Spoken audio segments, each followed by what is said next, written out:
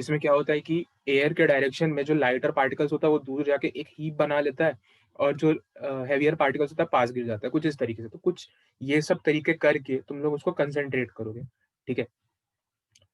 उसके बाद तीसरा स्टेप होता है कि तुम जो ऑक्साइड है, उसको कंसंट्रेट ओर में चेंज करोगे with the help of roasting या कैल्सिनेशन, ठीक है? तुम्हारे पास इस मेथड के बाद जो तुम्हारा कंसंट्रेट ओर आया, अब इसको तुम उसके ऑक्साइड के फॉर्म में चेंज करोगे, ठीक है? ऑक्साइड में चेंज करने के बाद तुम लोग उसको ऑक्साइड में इसलिए चेंज करते हो क्योंकि ऑक्साइड्स का रिडक्शन प्रोसेस आसान होता है, ठीक है? फिर तुम लोग उसका रिडक्शन करोगे, उसको रिड्यूस करोगे, ठीक है? किसी ना किसी मेथड से रिड्यूस कर ही दोगे और किसी ना किसी मेथड से नहीं, जैसा हम लोग कल लास्ट में मतलब कल जो हम लोग ये टेबल पढ़े थे,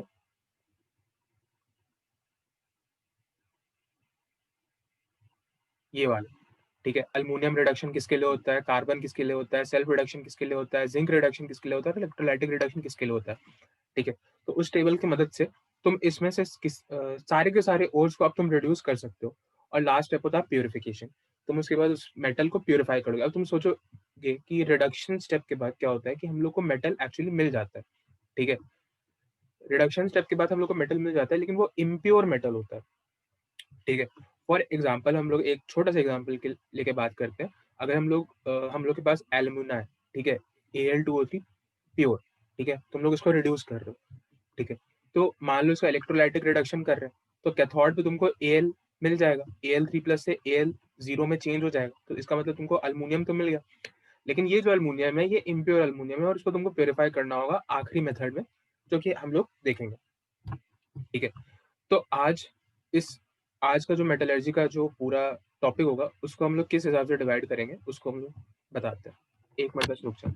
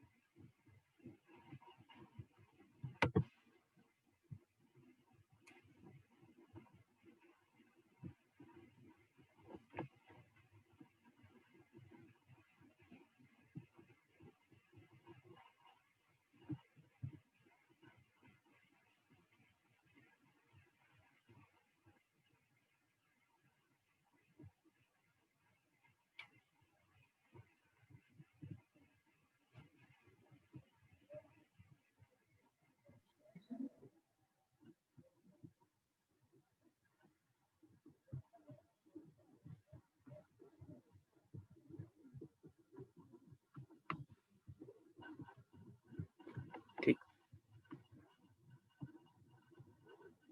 अब देखो अ, आज का लेक्चर में हम लोग ऐसे सीखेंगे कि सबसे पहले तो एक एग्जांपल से स्टार्ट करते हैं, ठीक है? अब जैसे तुम लोग को बहुत सारे टर्म समझ में नहीं आ रहा होगा, जैसे कि ये मॉन्ड्स प्रोसेस क्या होता है, फिर वेन आर्गल प्रोसेस क्या होता है, फ्रॉथ फ्लोटेशन क्या होता है, मतलब मेटलर्जी जब स्टार्ट करते हैं तो जनरली ये सारे टर्म्स दिमाग में आते हैं। ग्रेविटी सेपरेशन क्या होता है, मैग्नेटिक लेविटेशन क्या लेविगेशन क्या होता है, ठीक है? या फिर मैग्नेटिक सेपरेशन क्या होता है सिंपल टर्म्स में, ठीक है? तो ये सारे टर्म्स अभी तुम लोग को समझ में नहीं आएँगे। इसका एक सिर्फ सीधा-सा रीज़न है क्योंकि अब इसको अभी हम बताएँगे, ठीक है? आज के लेक्चर में सबसे पहला हम लोग काम ये करेंगे कि हम लोग एक एग्ज़ाम्पल देखेंगे सबसे पहला, ठीक है? और वो एग्ज़ाम्पल बहुत कॉमन सा एग्ज़ाम्पल होगा बॉक्साइट के लिए देखेंगे, ठीक है? कि इसका मेटलर्जी हम लोग कैसे करेंगे क्योंकि at the end of the day हम लोग को मेटलर्जी करना है। और जैसा हम तुमको पहले ही बताए थे कि तुमसे सिर्फ़ नाम ज़्यादातर पूछा जाएगा कि बॉक्साइट अगर तुम्हारे पास है तो तुम इसको रिड्यूस कैसे करोगे? इसका रिडक्शन प्रोसेस कौन-सा होगा? और अगर उसके रिडक्शन प्रोसेस में कोई रिएक्शन इन्वॉल्व्ड है तो वो पूछा जाएगा, ठीक है? ये सब पूछा जाता है, ठीक है? अब सपोज़ कि इसमें अगर हम लोग फ्रॉथ फ्लोटेशन प्रोसेस यूज़ कर रहे हैं सपोज़, ठीक है? हालाँकि करते नहीं है तो सपोज़ हम लोग इसमें कर रहे हैं, तो तुमसे पूछा जाएगा कि क्या इसमें फ्रॉथ फ्लोटेशन प्रोसेस कर रहे हैं या फिर उसमें कौन-सा प्रोसेस यूज़ कर रहे हो और उसके 4 ऑप्शन तुम्हें दिए जाएँगे, जिसमें से तुमको बताना है कि हाँ, हम लोग इसमें से क्रॉस फ्लोटेशन प्रोसेस यूज़ कर रहे हैं, ठीक है? तो ये सब होता है, ठीक है? अगर तुम बस इतना भी बता पा रहे हो कि हाँ, इसके लिए हम लोग मॉड्स प्रोसेस कर पा रहे हैं, हालाँकि इसके लिए नहीं करते हैं, फिर भी अगर इसके लिए हम लोग कर पा रहे हैं या इसके लिए वेन आर्कल कर पा रहे हैं, तो तुम्हारा काम हो जाएगा, ठीक है? इतना ही तुमसे पूछा जाता है। रिएक्शन बहुत कम बार पूछा जाता है। सॉरी मतलब इसका एक्स्ट्रा डिटेल्स, ठीक है? लेकिन वो भी हम लोग आज देखेंगे। तो सबसे पहले स्टार्ट करते हैं इससे, ठीक है? आज का लेक्चर बहुत ज़्यादा फोकस होगा एल्युमिनियम के केमिस्ट्री पे, ठीक है? एल्युमिनियम के केमिस्ट्री के बारे में पढ़ेंगे, फिर हम लोग कैल्सिनेशन और रोस्टिंग के बारे में पढ़ेंगे। पहले यही देखेंगे, ठीक है? इसी सीक्वेंस में आगे बढ़ेंगे। उसके बाद फिर हम लोग पढ़ेंगे यही सारे प्रोसेसेस, मॉन्ड्स, वैन आर्कल, ठीक है? ये बेसिक प्रोसेस, ठीक है? वैन आर्कल के बाद वैन आर्कल में ही लेक्चर खत्म होने का बहुत ज़्यादा संभावना है, क्योंकि जब हम लोग अभी एल्युमिनियम का केमिस्ट्री पढ़ेंगे, तो इस एल्युमिनियम का केमिस्ट्री ये मतलब one of the biggest chemistry है मेटलर्जी के सेंस में, ठीक है? तो सबसे पहले उधर ही से स्टार्ट कर रहा है और अगले लेक्चर में हम लोग कॉपर का केमिस्ट्री पढ़ेंगे। एल्युमिनियम में एक सरफेक्स प्रोसेस यूज होता है। हाँ, होता है। वो भी अभी ही देखेंगे, इसीलिए बोले कि एल्युमिनियम केमिस्ट्री थोड़ा बड़ा केमिस्ट्री, तो एक-एक करके उसको देखते जाते हैं, ठीक है? तुम्हारे पास एक और है, Al2O3 डॉट 2H2, ठीक है? इसको हम लोग प्यार से बॉक्साइड बुलाते हैं। और का नाम याद रखते जाना, क्योंकि पहले दिन अगर हम तुमको बताए होंगे, तो हम तुमको ये बताए होंगे कि एक क्वेश्चन नाम पे तो आता ही आता है, मेंस हो एडवांस हो, ठीक है? तो ये है तुम्हारा ये एक और। अब इसका 2 रंग होता है, एक होता है रेड बॉक्साइड इसको कहते हैं, और एक होता है व्हाइट बॉक्साइड, ठीक है? अब जो रेड बॉक्साइड होता है, अब इसमें कलर में डिफरेंस क्यों आया? तो कलर में डिफरेंस आने का सिर्फ एक ही कारण है, क्योंकि बॉक्साइड दोनों में हो रहा है, तो इसका जो इम्प्योरिटी है, वो अलग-अलग है, ठीक है? तो जो रेड बॉक्साइट है, इसमें बेसिकली जो इम्प्योरिटी है, ये होता है Fe2O3 का, ठीक है? मतलब बेसिकली ये जो पूरा का पूरा अगर हम लोग रेड बॉक्साइड कहेंगे क्या होता है, तो ये होता है Al2O3 dot 2H2O plus Fe2O3। लिखना चाहो तो लिख लो और नहीं भी लिखना चाहो तो नहीं भी लिख सकते हो, ठीक है? हम तो उसके बाद भेज देंगे, ठीक है? और व्हाइट बॉक्साइड के केस में होता है SiO2, ये इसका इम्प्योरिटी होता है, ठीक है? और इसमें जो ओवरऑल होता है, ये होता है Al2O3 dot 2H2O plus SiO2, ठीक है? ये पूरा हो गया व्हाइट बॉक्साइड, ठीक है? अब इसी स्टेप पे हम लोग एक और चीज़ नोट करते हैं कि रेड बॉक्साइड और व्हाइट बॉक्साइड को हम लोग कंसंट्रेट, क्योंकि कंसंट्रेट कौन से प्रोसेस से करते हैं, ठीक है? क्योंकि ये देखो,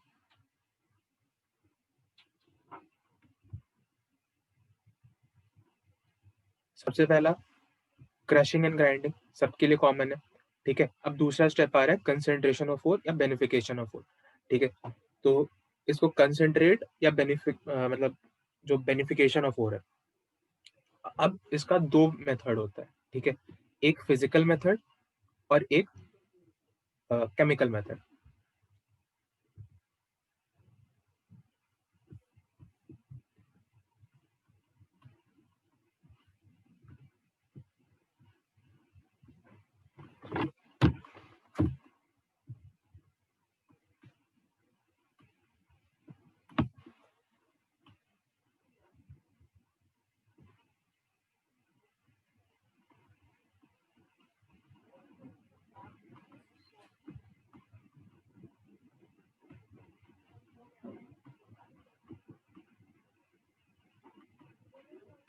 ठीक है?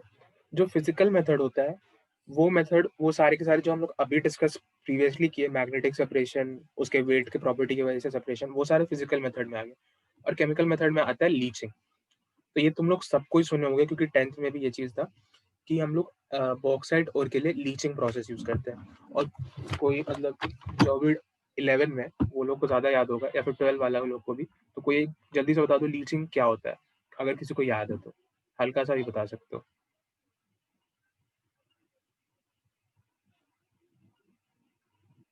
ये सॉल्युबिलिटी पे बेस्ड होता है ना, सॉल्युबिलिटी बेस्ड सेपरेशन। हाँ, कह सकते हो।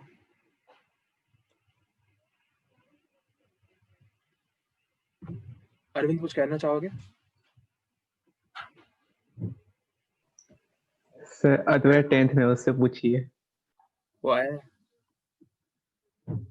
अच्छा वो भी आया। ये सर है। अद्वैत बताओ।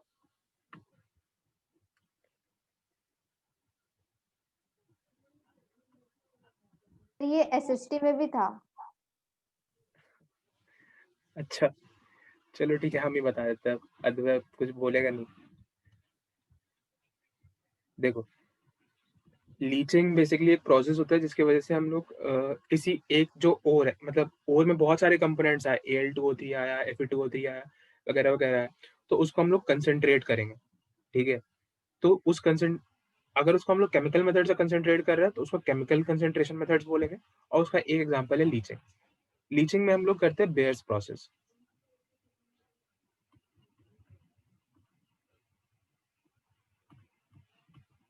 ठीक है, अब इसमें क्या करते हैं कि हम लोग एक लीचेंट यूज करते हैं जिसको हम लोग नाम देते हैं NaOH, क्योंकि अगर हम लोग लीचिंग कर रहे हैं तो उसका जो रिएजेंट होगा उसका नाम होगा लीचेंट। ठीक है, तो देखो, अब यहाँ पे हमारे पास है Al2O3, Fe2O3। अब ये दोनों चीज जब हमारे पास है, .2H2 तो बेकार सा चीज है, वो तो ऐसे ही थोड़ा सा हीट मारेंगे तो उड़ जाएगा। ठीक है, अब इससे हम लोग रिएक्शन करा रहे हैं NaOH का। ठीक है, अब जब क्योंकि हम लोग इससे NaOH का रिएक्शन करा रहे हैं तो हम लोग के पास क्या आना चाहिए, एक मतलब लॉजिकल अप्रोच से हम लोग खेलते हैं। ठीक है, हमारे पास यहाँ पे एक बेस है, हमारे पास यहाँ पे एक एम्फोटरिक चीज है, और हमारे पास यहाँ पे वापस से एक बेस है। Metallic oxides are basic in nature. तो बेस बेस तो रिएक्ट करता ही नहीं है, तो इसका मतलब एम्फोटरिक से रिएक्ट करने का संभावना बढ़ जा रहा है, तो ये जो बेस है ये इससे रिएक्ट करेगा। ठीक है, और इससे रिएक्शन नहीं करेगा। कारण समझ में आ रहा है? ठीक है, अब यहाँ पे क्या फॉर्म होगा, यहाँ फॉर्म होगा NaAlOH4 और Fe2O3 एज इट इज रह जाएगा। ठीक है, अब यहाँ पे NaAlOH4 जो है ये NaAlO2 प्लस 2H2O भी लिखते हैं इसको, या .2H2O भी लिख सकते हैं इसको। ठीक है, यहाँ पे प्लस ही रख रहे हैं क्योंकि रिएक्शन चल रहा है। ठीक है, तो इसको ये भी हम लोग लिख सकते हैं। अब यहाँ पे ये क्या हुआ कि ये जो कॉम्प्लेक्स है, ठीक है, ये जो कॉम्प्लेक्स कंपाउंड है ये बेसिकली सॉल्युबल होता है वाटर में। ठीक है, और Fe2O3 जो होता है ये इनसॉल्युबल होता है। ठीक है, और इसी की वजह से जो रेड कलर आ रहा था वो आ रहा था। ओके, अब हम लोग क्या करेंगे, बहुत कॉमन सा स्टेप जो हम लोग पूरे सॉल्ट एनालिसिस में करते आए हैं, और वो है इसको छान लेंगे। एक मिनट रुक जाओ यार, मेडिकल वाले में लिंक ही नहीं भेजे।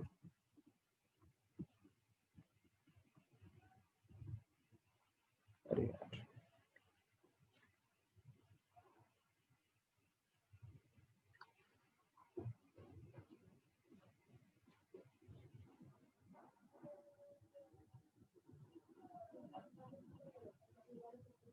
चलिए भेज दिए थे।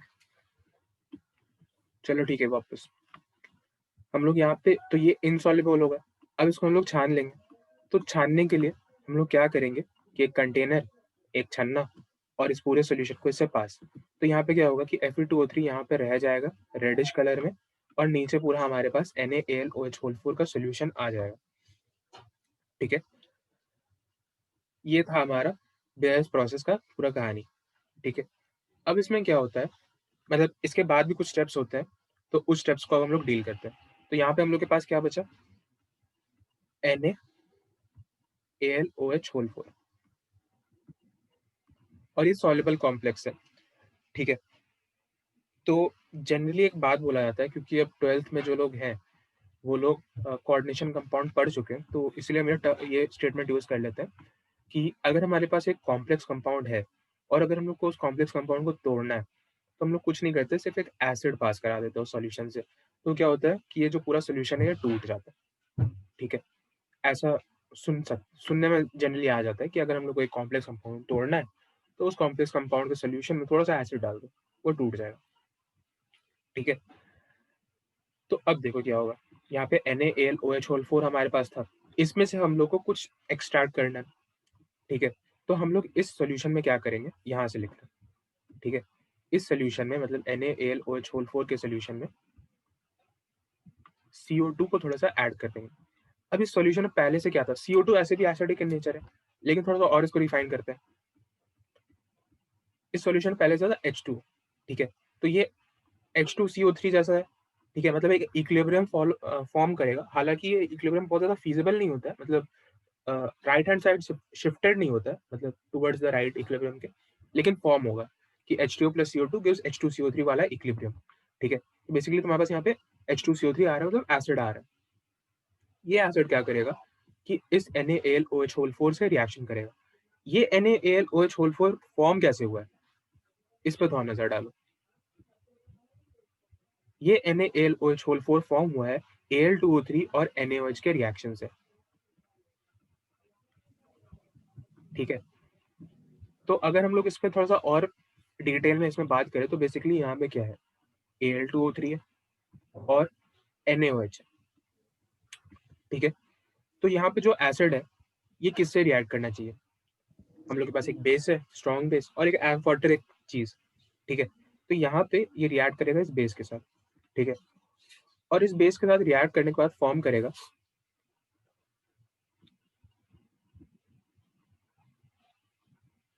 Al2O3 बेसिकली, क्योंकि ये वाटर में, तो ये फॉर्म कर देगा AlOH whole thrice plus NaHCO3, ठीक है। अब एक चीज हम जब तुम लोगों को सॉल्ट एनालिसिस पढ़ा रहे थे तो एक चीज तुम लोगों को बोले थे कि AlOH होल थ्राइस जो होता है ये होता है जेलेटिनस वाइट प्रेसिपिटेट। यहाँ पे प्रेसिपिटेट टर्म का इंपॉर्टेंस है, ठीक है। ये बेसिकली यहाँ पे एक प्रेसिपिटेट है, मतलब ये एक इनसॉल्युबल चीज है, ठीक है।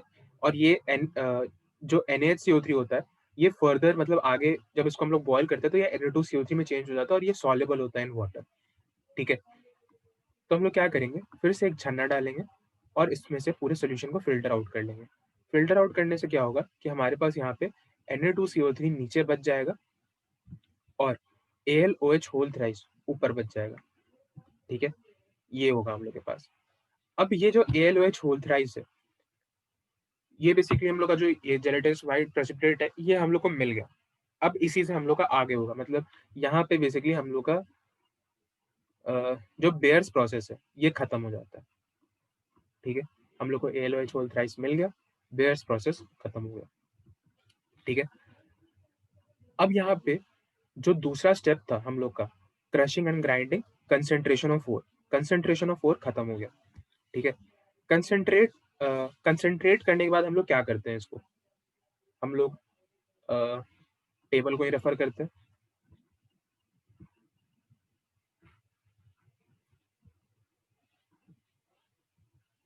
हम लोग करेंगे इसके बाद change into oxide of concentrated ore, ठीक है। तो बस हम लोग को यहाँ पे क्या करना है, कैल्सिनेट करना है इसको या रोस्ट करना है, ठीक है। अभी के लिए मैं इतना बता रहा है कि इसको हम लोग कैल्सिनेट करते हैं, ठीक है। बाद में No, no. ठीक है।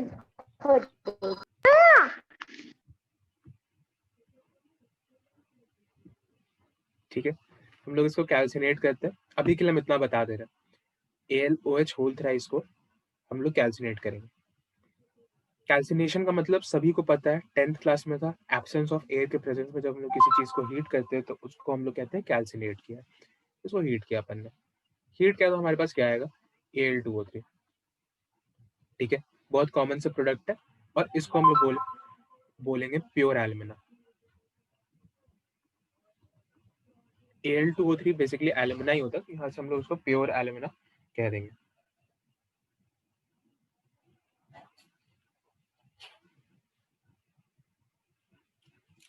एक मिनट बस,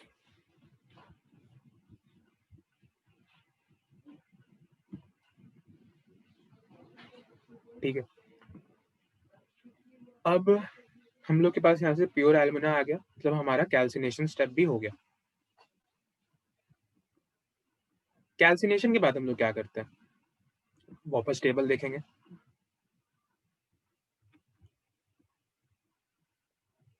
कैल्सिनेशन के बाद हम लोग इसको रिड्यूस करते हैं, ठीक है। अब रिडक्शन स्टेप आएगा। अब क्योंकि रिडक्शन स्टेप आएगा तो चलो थोड़ा सा और, अब हम लोग वापस नीचे चलते हैं, इस टेबल को देखते हैं। इसमें एल्युमिनियम कहाँ पे? इसमें हमारा एल्युमिनियम यहाँ पे। इसके लिए हम लोग क्या कर रहे हैं? Electrolytic reduction. रिडक्शन। ठीक है, तो अब इसके लिए हम लोग यहाँ पे करेंगे इलेक्ट्रोलाइटिक रिडक्शन। अब ये जो इलेक्ट्रोलाइटिक रिडक्शन है, इस केस में इस इलेक्ट्रोलाइटिक रिडक्शन का एक नाम होता है और ये होता है हॉल हेरोल्ड्स मेथड या हॉल हेरोल्ड्स प्रोसेस। ठीक है, एल्युमिनियम की केमिस्ट्री में दिक्कत यहीं पे आता है कि बहुत ज्यादा नाम है। ठीक है, तो हम लोग यहाँ कर रहे हैं इलेक्ट्रोलाइटिक। और सिर्फ चिंता मत करना, हर चीज का नाम नहीं होता, कुछ चीजों का नाम होता है। और बस इसके केस में बहुत ज्यादा नाम आता है क्योंकि बहुत ज्यादा उस टाइम पे काम चल रहा था जिस समय, मतलब अल्मुनियम उस समय बहुत महंगा चल रहा था। ठीक है, तो हर साइंटिस्ट अपना नाम एसोसिएट कर लिया, बाकी ज्यादा लोग बाकी चीजों में नहीं किया, मतलब बाकी चीज के मेटलर्जी में। ठीक है, तो बस नाम इसी में याद करना पड़ेगा।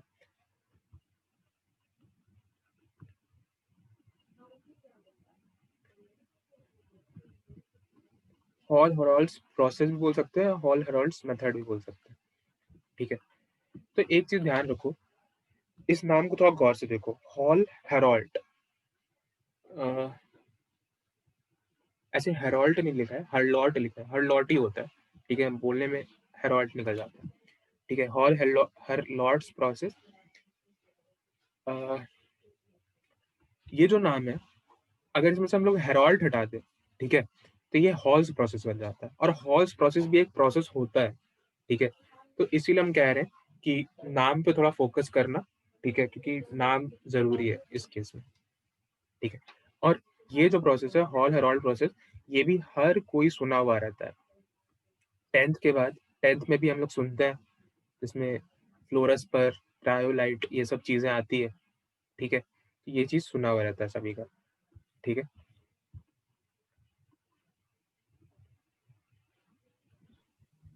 तो बेसिकली ये, क्योंकि ये एक इलेक्ट्रोलाइटिक रिडक्शन का मेथड है, तो इसमें हम लोग सबसे पहले एक सेल लेंगे, इसमें हम लोग कैथोड और एनोड डालेंगे, लेकिन डालने का तरीका थोड़ा सा अलग है।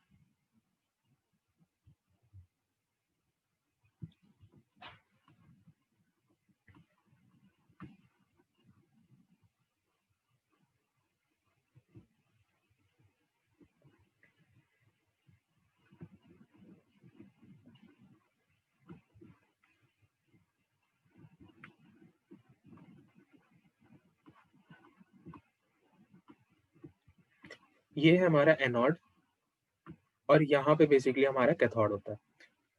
ठीक है, अब इसमें क्या है कि अ, इस केस में, मतलब हॉल हेरोल्ड्स प्रोसेस के केस में, जो कैथोड होता है ये बनता है ग्राफाइट से, और जो एनोड होता है ये भी बनता है ग्राफाइट से। ठीक है, अंतर क्या रहता है कि कैथोड पे हम लोग बस एक स्टील कोटिंग चढ़ा देते हैं। ठीक है, अब यहाँ पे हमारे पास जो हमने सिंथेसाइज किया था AlOH Al2O3 हमारे पास था। अच्छा, एक और चीज, एक और बहुत इंटरेस्टिंग चीज कर छूट गया ऊपर, वो भी बता देता है। इस स्टेप पे देखो तुमको क्या मिल रहा है, Al2O3, और तुमने स्टार्ट कहाँ से किया था? Al2O3 से। ठीक है, तो मतलब एक सवाल आता है कि Al2O3 ही मिलना है तो इतना काम क्यों कर रहे हैं, इसी को लेके सीधे यहाँ डाल देते हैं। लेकिन नहीं, ऐसा नहीं है। Al2O3 में इम्प्योरिटीज भी था। ठीक है, मिट्टी पत्थर नहीं था, लेकिन Fe2O3 था। ठीक है, अगर हम लोग Fe2O3 के साथ डायरेक्टली इसको इलेक्ट्रोलाइटिक रिडक्शन में लेके जाते तो हम लोग का वहीं पे काम खत्म हो जाता, क्योंकि Fe पे, मतलब जो एनोड है या कैथोड है, उस पे और भी सारे मेटल्स आ जाते हैं। ठीक है, तो इसीलिए हम लोग वो नहीं कर रहे हैं।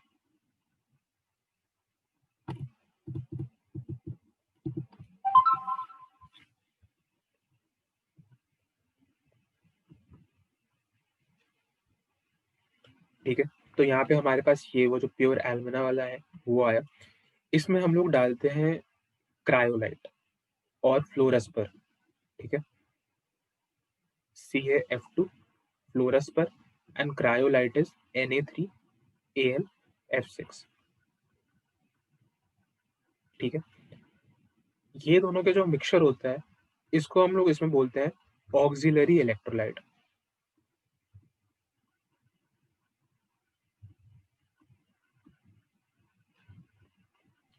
अब इसको ऑक्सिलरी इलेक्ट्रोलाइट इसलिए कहा जाता है क्योंकि ये मेन इलेक्ट्रोलाइट नहीं होते। इलेक्ट्रोलाइट होता क्या है वैसे? इलेक्ट्रोलाइट वो सब्सटेंस होता है जो ब्रेक करे, ठीक है। सॉल्यूशन 12th वाले लोगों ने सॉल्यूशन चैप्टर पढ़ा होगा तो तुमने सुना होगा क्वांटम फैक्टर के कैलकुलेशन के टाइम पे नॉन इलेक्ट्रोलाइट, ये चीज नॉन इलेक्ट्रोलाइटिक है, ये चीज डाइमर बना रहा है, ये चीज ब्रेक कर रहा है। तो मतलब वो वाला चीज सुना था ना कि हमने एक सोल्यूशन में इलेक्ट्रोलाइट डाला तो उसका बॉइलिंग पॉइंट बढ़ गया या फ्रीजिंग पॉइंट घट गया या उसका एलिवेशन इन बॉइलिंग पॉइंट, ये सब चीज सुना है, ठीक है। तो अपने को इलेक्ट्रोलाइट पता है क्या है, ठीक है। तो इसमें ये इसका जो है ऑक्सिलरी इलेक्ट्रोलाइट है, ठीक। और इसमें जो मेन इलेक्ट्रोलाइट होता है ये होता है Al2O3।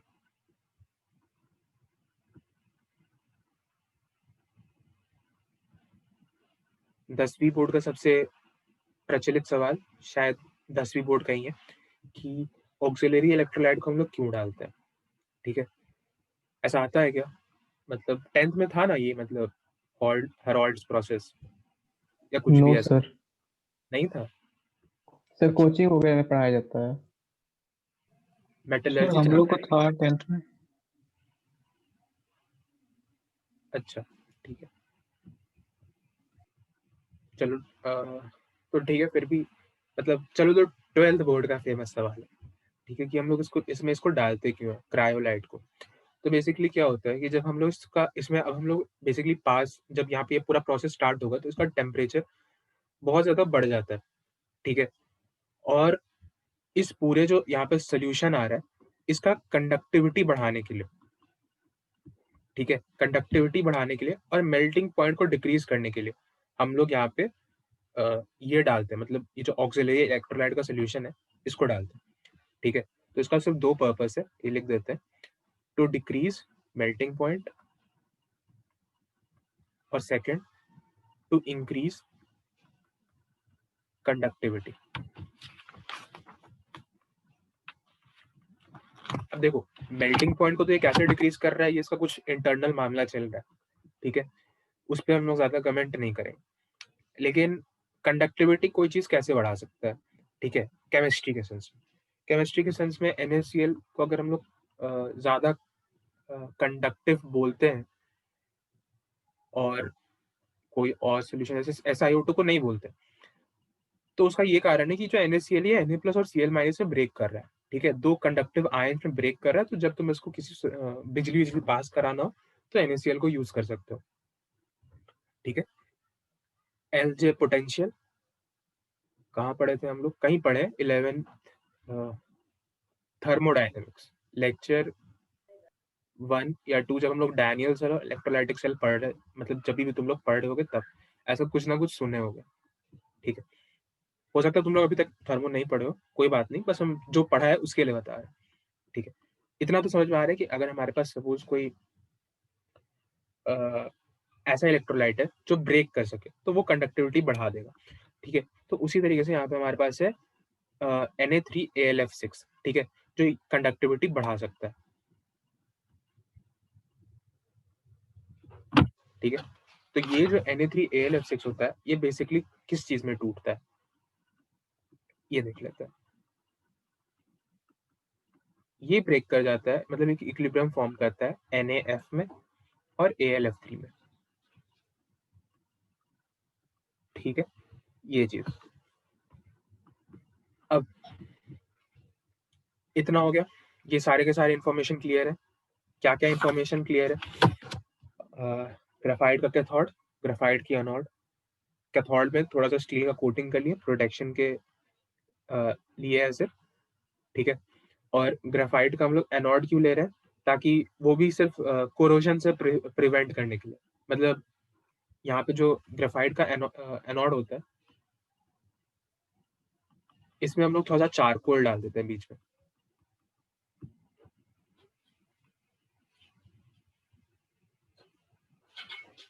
क्यों डालते हैं? वही कोरोजन से प्रिवेंट करने के लिए, और कैथोड को कोरोजन से प्रिवेंट करने के लिए स्टील कोटिंग है, ठीक है। अब चारकोल इसको क्यों प्रिवेंट करता है, तो इसके लिए सोचना पड़ेगा। चलो दिखा देंगे कैसे प्रिवेंट करता है, ठीक है, एक रिएक्शन की मदद से दिखा देंगे, ठीक है। हालांकि हर चीज दिखाया नहीं जा सकता है, मतलब रिएक्शन से, लेकिन इस चीज को दिखाया जा सकता है। अब इसमें हम लोग के पास मेन इलेक्ट्रोलाइट क्या है, प्योर एल्यूमिनियम। डायग्राम में कैथोड कौन सा है? ये है हम लोग का एनोड और ये है हम लोग का कैथोड, ठीक है। थोड़ा सा अजीब डायग्राम है, एनसीईआरटी में ये दिया हुआ है,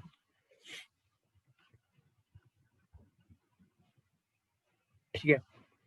तो क्या बता रहे थे, हाँ, प्योर एल्मुना है हम लोग का मेन इलेक्ट्रोलाइट, और फ्लोरस्पर और क्रायोलाइट मिलकर बना रहा है हम लोग का ऑक्सिलरी इलेक्ट्रोलाइट। ऑक्सिलरी इलेक्ट्रोलाइट का क्या काम है, ठीक है।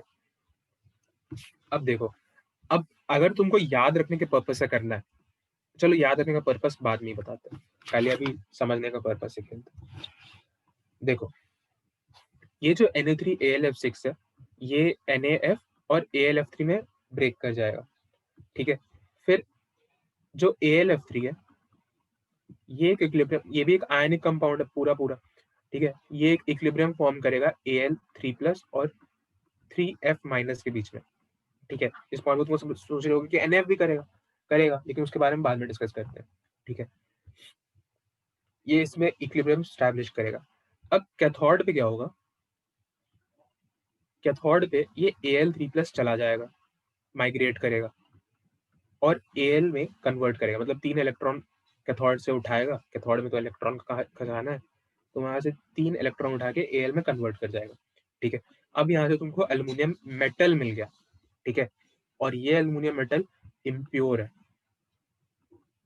इम्प्योर क्यों है, कि रिडक्शन स्टेप पे हमेशा हम लोग को जो मेटल मिलता है वो मेटल इम्प्योर मेटल होता है, तुमको मेटल मिल गया, ठीक है। और एनोड पे क्या होगा, एनोड पे हमारा अनायन जाएगा।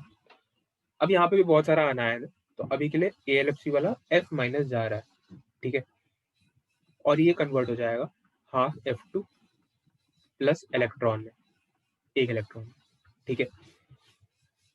अब तुमको यहाँ से इम्प्योर मेटल तो मिल गया, तो तुम इतना में तुम्हारा कहानी खत्म हो गया, ठीक है। लेकिन अब थोड़ा सा बिटवीन द लाइन्स रीड करते हैं।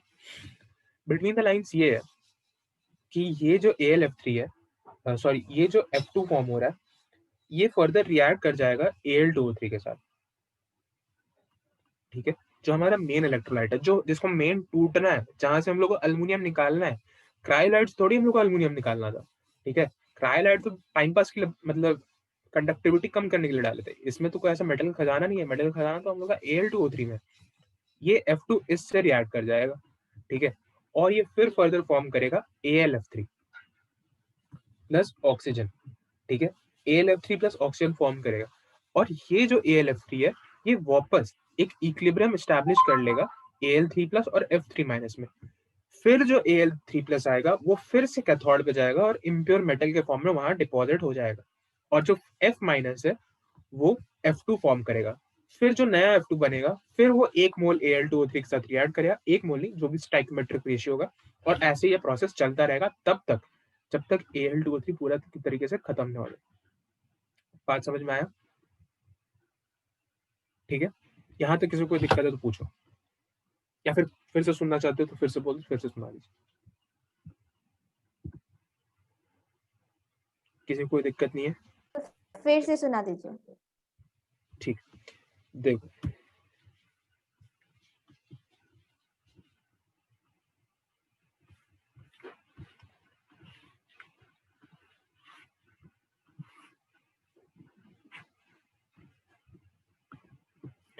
हम लोग के पास क्या था, हम लोग के पास था एक मेन इलेक्ट्रोलाइट Al2O3, एक ऑक्सिलरी इलेक्ट्रोलाइट फ्लोरेस्पर और Na3AlF6, ठीक है। ये था हम लोग के पास। अब इलेक्ट्रोलाइट का काम होता है टूटना। हम लोग का ये रिडक्शन करने का पर्पस क्या है, हम लोग का पर्पस है, हम लोग को अल्युमिनियम मेटल चाहिए, ठीक है। हम लोग को अल्युमिनियम मेटल किसी भी सूरत में चाहिए, तभी तो इसका आगे प्यूरिफाई करेंगे और मार्केट में बेचेंगे और पैसे कमाएंगे, ठीक है। तो हम लोग यहाँ से अल्युमिनियम चाहिए। अल्युमिनियम हम लोग को यहाँ पे 2 जगह दिख रहा है, एक Al यहाँ पे और एक यहाँ पे। तो हम लोग को अल्युमिनियम एक्सट्रैक्ट किस चीज से करना है, हम लोग को अल्युमिनियम एक्सट्रैक्ट Al2O3 से करना है। इससे क्यों एक्सट्रैक्ट करना है, क्योंकि यार यही तो हम लोग का वो था, इसी, ये तो बॉक्साइट से बना है, ठीक है, ये कहाँ से है हम लोग के पास, बॉक्साइड से है। तो अल्मुनियम का खजाना किसके पास होगा, Al2O3 के पास होगा। ये तो बस थोड़ा सा मतलब बोलते हैं ना चटनी चटाने के लिए, उतना भर है, मतलब चुटकी भर है। ठीक है, ये अल्मुनियम ना भी मिले तो कोई दिक्कत नहीं है। ठीक है, और लेकिन पैसे बचाने हैं, तो हम लोग को ये भी अल्मुनियम किसी तरीके से निकाल लेना है, मतलब पैसे बढ़ाने हैं। ठीक है, तो हम लोग यहाँ पे एक सेटअप कर रहे हैं। ठीक है, इसको इलेक्ट्रोलाइटिक वो जो हॉल हेरोल्ड्स प्रोसेस वाला पूरा सेटअप।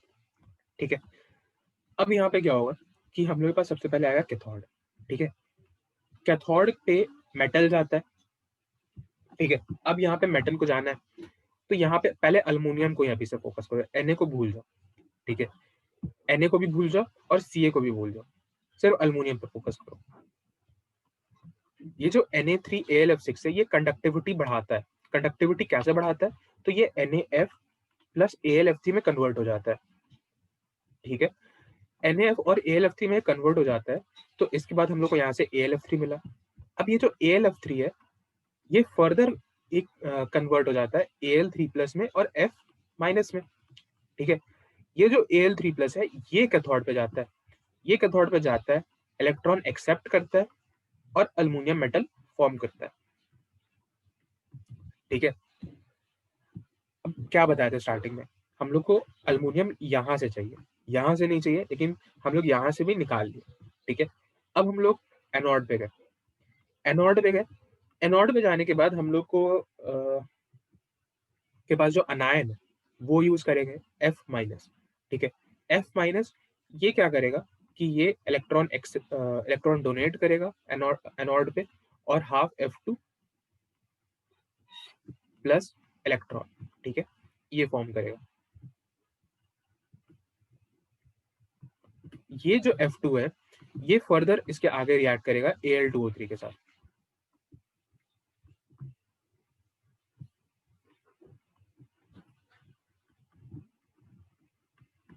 ठीक है, ये Al2O3 के साथ रिएक्शन करेगा F2 जो अभी फॉर्म हुआ है, जो हमारा वो प्योर एल्यूमिना था, उसके साथ रिएक्शन करेगा और यहाँ फॉर्म करेगा AlF3।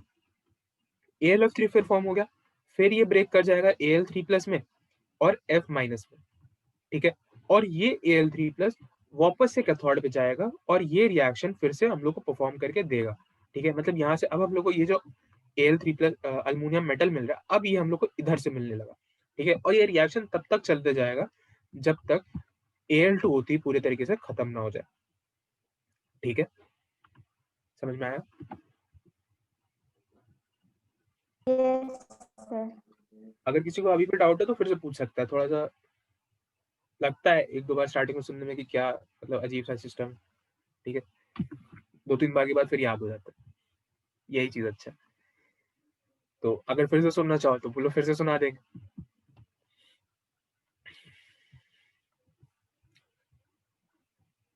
अनुज कोई दिक्कत?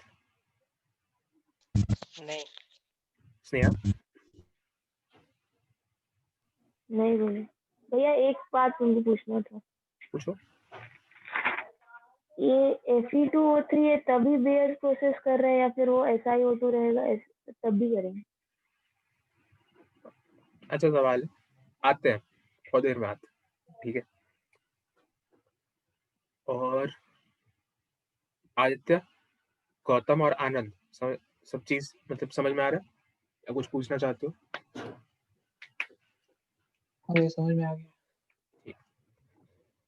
चलो, तो अब इसके आगे बढ़ते हैं। अब हम तुम लोग को बताए थे कि यहाँ पे हम लोग एनोड को कोरोजन से प्रिवेंट करने के लिए एक और चीज बना रहे थे।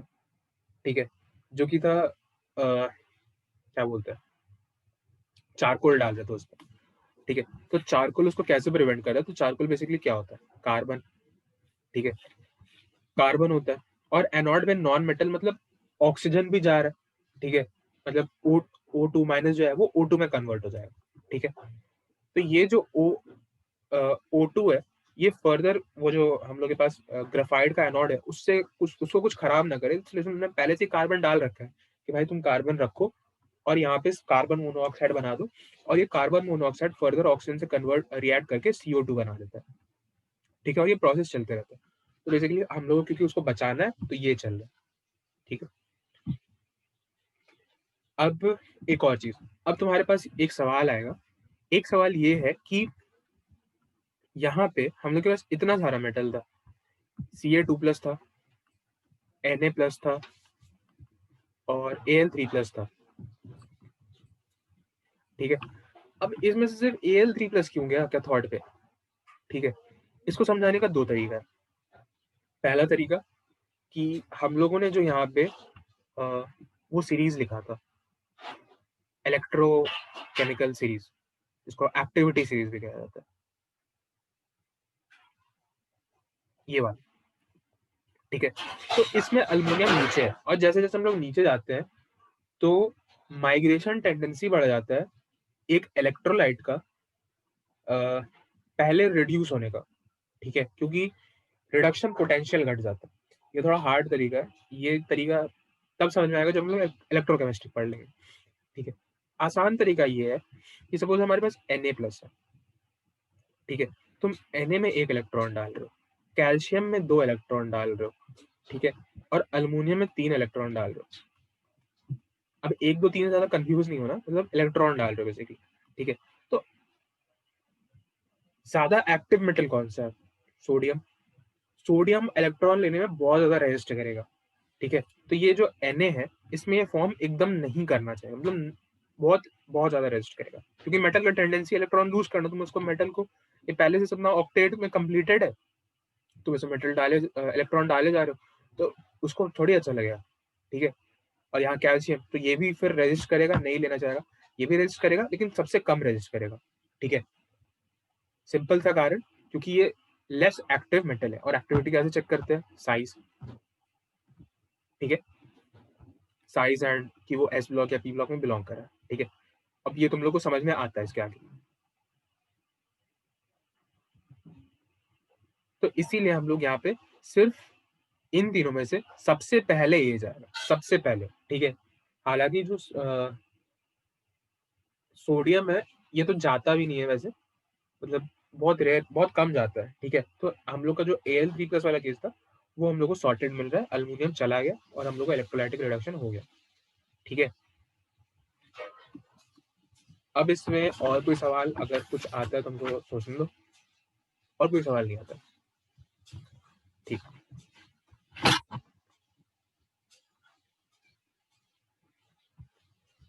तो बेसिकली अब हम लोग को इम्प्योर मेटल मिल गया, ठीक है। इम्प्योर मेटल मिल गया है, तो अब इसको हम लोग को फिर से हम लोग ऊपर जाएंगे, टेबल देखेंगे। टेबल देखने के बाद हमको याद आएगा कि हम इसका प्यूरिफिकेशन करना, ठीक है। तो प्यूरिफिकेशन करना है, तो प्यूरिफिकेशन करने के लिए एक और प्रोसेस यूज करते हैं जिसमें हूप्स प्रोसेस, ठीक है। हूप्स प्रोसेस एनसीईआरटी में गिवन नहीं है, तो इसलिए हम सिर्फ इतना सजेस्ट करेंगे कि नाम याद रख लो, हूप्स प्रोसेस करते हैं, ठीक है। डिफरेंस इन डेंसिटी का मेथड होता है, डिफरेंस इन डेंसिटी की वजह से हम लोग इसको फाइनली रिफाइन कर देते हैं, ठीक है। इतने में यहाँ तक में हमारा जो एटलीस्ट ये वाला बॉक्साइड था अपना, रेड बॉक्साइड Fe2O3 इम्प्योरिटी वाला, वो खत्म होता है, ठीक है। यहाँ पे, यहाँ तक अगर किसी को कोई भी दिक्कत है तो पूछ सकता है।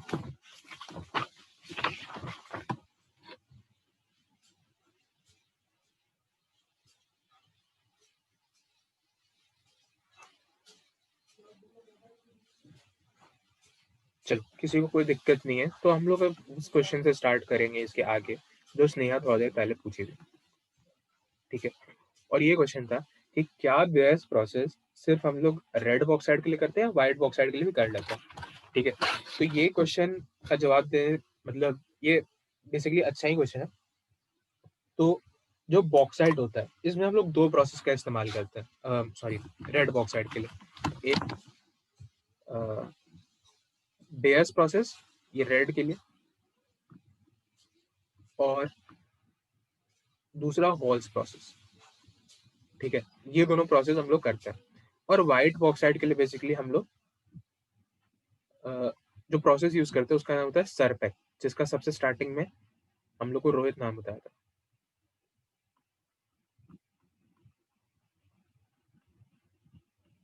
ठीक है।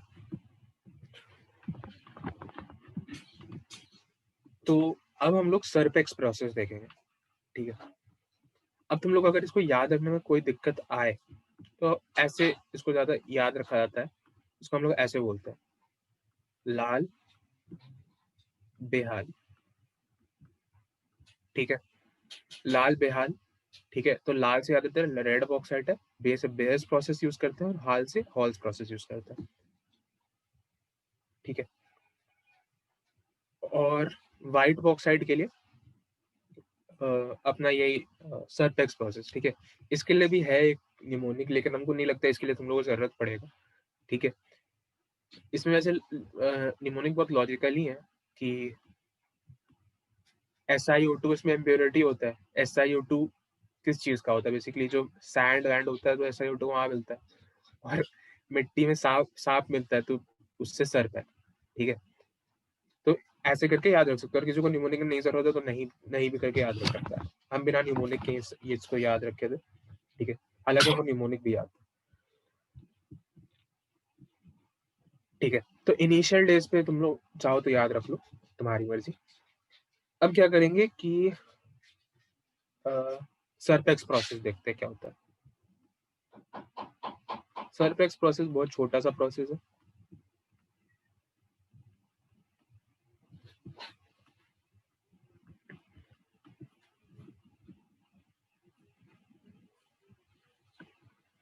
सरपेक्स प्रोसेस में हम लोग क्या करते हैं कि हम लोग के पास जो Al2O3 है, ठीक है, .2H2O उसको हटाओ, और SiO2, ठीक है, ये दो चीजें हमारे पास है। इसमें हम लोग सबसे पहले डालते हैं कार्बन, ठीक है। कार्बन रिड्यूस करने के लिए डाल रहे हैं, और नाइट्रोजन बेसिकली ऑक्सीडाइज करने के लिए डाल रहे हैं, मतलब बस कार्बन और नाइट्रोजन डाल रहे हैं, ठीक है। अब इसमें हम लोग आ गए कि ऑक्सीडाइज क्या कर रहा है, तो उसमें बहुत दिक्कत हो जाएगा, तो बस हम लोग कार्बन और नाइट्रोजन डाल रहे हैं, ठीक है। इससे क्या होगा कि Si और CO का जो इम्प्योरिटीज है वो हट जाएगा, ठीक है। ये दोनों हट जाएगा, मतलब जैसे Si तो एलिमेंटल फॉर्म में हटेगा, और कार्बन मोनोऑक्साइड इसके मतलब एज अ गैस इवॉल्व हो जाएगा, और यहाँ पे जो हमने काम का चीज मिलेगा वो मिलेगा AlN, ठीक है, अल्मोनियम नाइट्राइड, ठीक है। अब हम लोग क्या करेंगे, यहाँ पे जो हम लोग के पास अल्मोनियम नाइट्राइड है इसको हम लोग वाटर से रिएक्ट कराएंगे। वाटर से रिएक्ट कराने के बाद तुम लोग बताओ कि क्या बनेगा।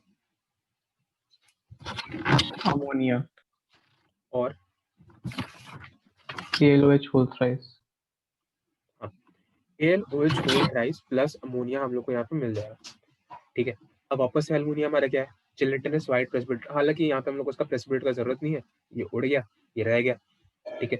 ये रह गया, तो अब इसमें हम लोग वापस से, मतलब यहाँ तक तुम्हारा सरपेक्स प्रोसेस खत्म हो गया, ये है तुम्हारा सरपेक्स प्रोसेस, ठीक है। तो मतलब यहाँ पे हमने बेयर्स प्रोसेस यूज नहीं किया, यहाँ पे हमने सरपेक्स प्रोसेस यूज किया। अंतर समझ में आ रहा है?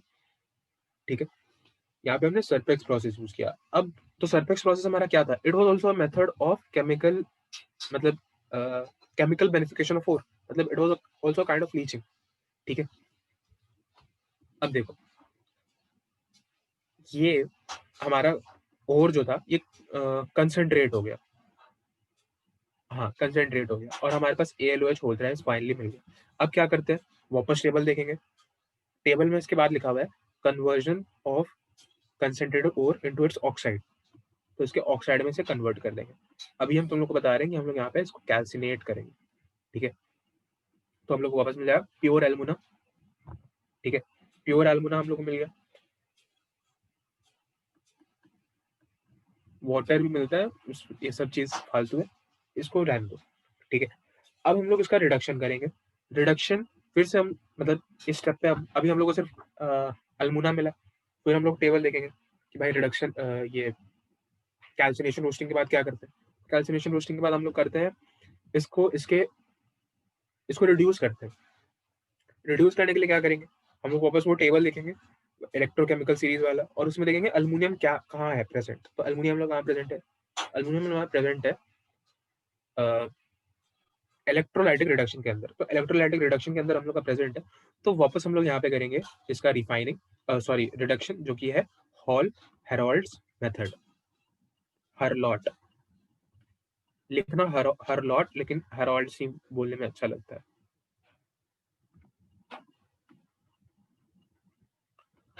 ठीक है। यहाँ पे रिडक्शन हो गया, सेम प्रोसेस, क्योंकि वापस तो अपने पास अब Al2O3 आ गया था, उसके बाद तो सेम ही खेल है। अब हम लोग फिर से टेबल लेंगे, रिडक्शन के बाद हम लोग को मिला क्या? हम लोग को मिला इम्प्योर एल्युमिनियम। अब एल्युमिनियम मिल गया, फिर से हम लोग टेबल देखेंगे, टेबल में क्या था? इसके बाद था रिफाइनिंग। तो इसको हम लोग अब रिफाइन करेंगे, कौन से प्रोसेस की मदद से? Hoops process.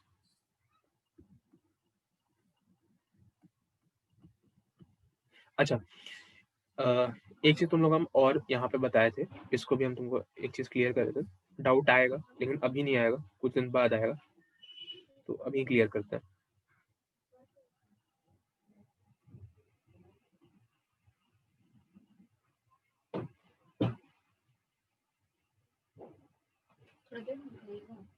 देखो, यहाँ मैंने लिखा है कि इलेक्ट्रोलाइटिक रिफाइनिंग हर मेटल के लिए कर सकते हैं एक्सेप्ट आयरन, ठीक है?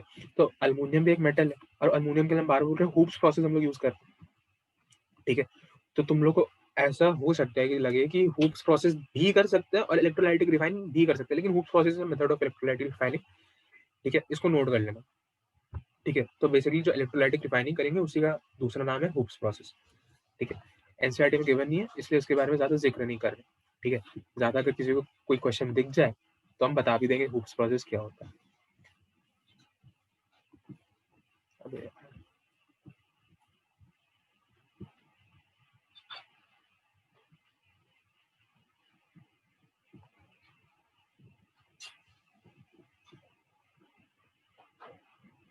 ठीक है, अब थोड़ा दिमाग पे जोर डालो और बताओ कि यहाँ पे अगर किसी को कोई दिक्कत है या नहीं।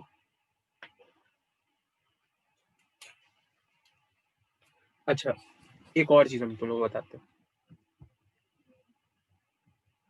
जब यहाँ पे हम ये लिखे थे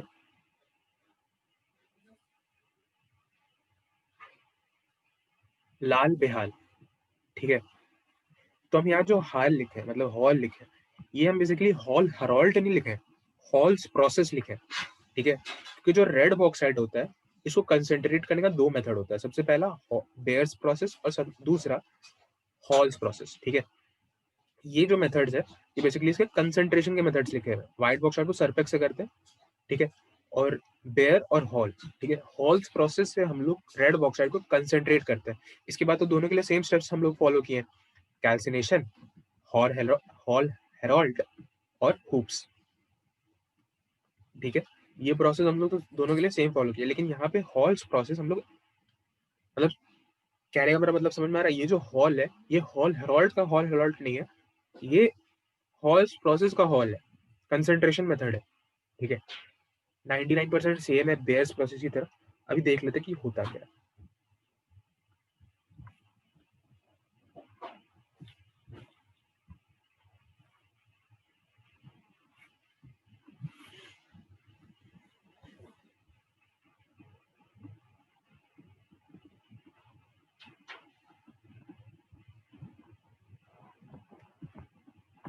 ठीक है, तो एक लंबा गहरा सांस ले लो, फिर स्टार्ट करते हैं।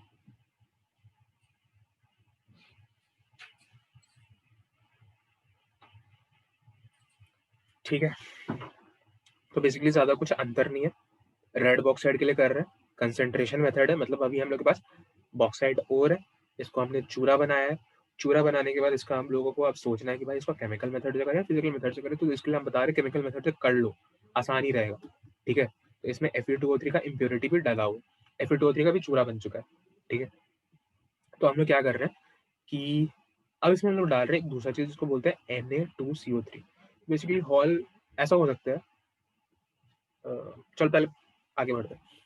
तो Na2CO3, तो Na2CO3 क्या होता है? बेसिक होता है, ठीक है? बेसिक इन नेचर होता है।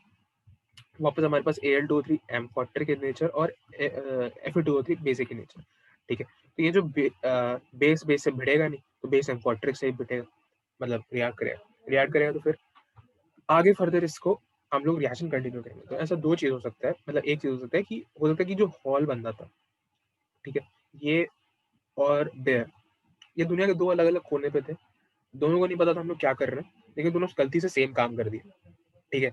दोनों ने अलग अलग बेस से रिएक्शन करा दिया। एक बंदे ने NaOH ले लिया स्ट्रॉन्ग बेस, एक ने Na2CO3 ले लिया थोड़ा सा उससे वीक बेस। हालांकि ये भी बहुत स्ट्रॉन्ग बेस है, क्योंकि देखो ये NaOH और H2CO3 से बना है, तो मतलब स्ट्रॉन्ग ही है, ठीक है। तो अब तो ऐसे भी कर सकते हैं कि इसमें तो 1000 तरीके का बेस डाल दो, KOH डाल दो, ये डाल दो, फलाना डाल दो, ढेकाना डाल दो, लेकिन नहीं, यहाँ पे रुकना पड़ेगा। हम लोग कोई भी बेस यहाँ नहीं डाल सकते, ठीक है। कोई भी बेस इसलिए नहीं डाल सकते क्योंकि जब यहाँ पे आगे हम लोग का फर्दर कॉम्प्लेक्स बनेगा, जैसे कि NaAlOH4 जैसे बेयर से बना था, तो ये चीज सॉल्युबल होता है। अब सपोज कि तुम यहाँ पे कटायन चेंज करते जाओगे तो थोड़ी जरूरी थोड़ी सॉल्युबल रहे, ठीक है, या फिर कुछ और कंपोजिशन में कुछ आ जाए, ठीक है। इसीलिए हर चीज नहीं डालते, किस्मत से दोनों ने सही चीजों को पकड़ लिया था, ठीक है। तो अब ये इससे रिएक्ट करेगा, इससे रिएक्ट नहीं करेगा। अब यहाँ पे फॉर्म होगा और यहाँ पे हम लोग करते हैं ड्राई हीट। अब ड्राई हीट और हीट में क्या अंतर होता है तो अंतर हमको भी नहीं पता। ड्राई हीट सुनने में लग रहा है बिना मॉइस्चर के हीट कर रहे हैं, क्योंकि पानी तो ऐसे भी डाल नहीं रहता, ठीक है। तो यहाँ पे अपने पास फॉर्म होता है NaAlO2 plus Fe2O3 plus CO2, ठीक है। बस इसी स्टेप पे अंतर है। या पहले क्या फॉर्म हो रहा था, NaAlOH4, ठीक है। इसी स्टेप पे फॉर्म हो जा रहा था NaAlOH4, जिसको हम बोल रहे थे कि इसको हम लोग ऐसे भी लिख सकते हैं NaAlO2 प्लस 2H2 या डॉट H2, याद करो, दिखा भी देते हैं।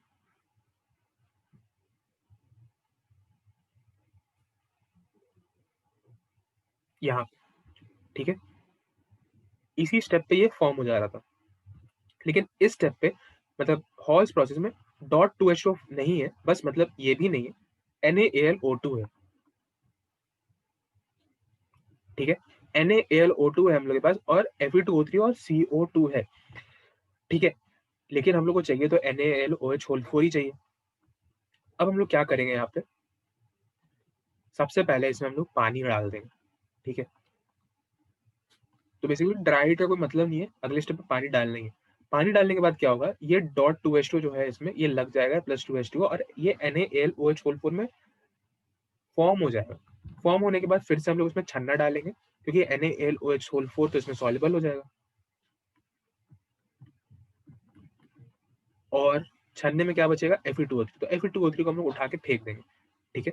और हम लोग के पास यहाँ पे बच जाएगा NaAlOH4।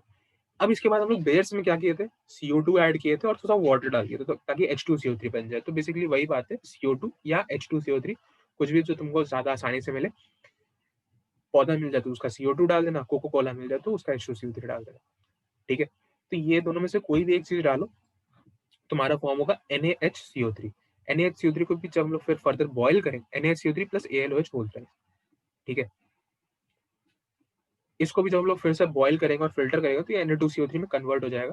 तो बेसिकली हम लोग को और जो AlOH होल ट्राइस होता है, ये जेलेटिनस वाइट प्रेसिपिटेट होता है। तो यहाँ पे प्रेसिपिटेट के फॉर्म में हम लोग को यहाँ ऊपर मिल जाएगा और Na2CO3 नीचे मिल जाएगा, ठीक है। और यहाँ पे हम लोग का खत्म होगा हॉल्स प्रोसेस, ठीक है। इसके बाद हम लोग फिर सेम काम करेंगे, हम लोग को AlOH होल ट्राइस मिल गया तो हम लोग इसको कैल्सिनेट करके फिर से प्योर Al2O3 में कन्वर्ट कर लेंगे। ये था हम लोग का कैल्सिनेशन का मेथड। फिर इसको हॉल हेरोल्ड्स प्रोसेस में डालेंगे, फिर हुक्स प्रोसेस में डालेंगे। थोड़ा जल्दी हम बोल दिए, बहुत ज्यादा फास्ट बोल दिया, अगर किसी को समझ में नहीं आया तो फिर से बोल दो, फिर रिपीट कर दें। थोड़ा ज्यादा फास्ट नहीं हो गया क्या, कि सही था? तो NaLOH4 में CO2 डाले, उसके बाद रिपीट करिए ना। ठीक, NaLOH होल 4 में चलो ऊपर से करते हैं, ठीक है। बेयर्स प्रोसेस अब खेलते हैं।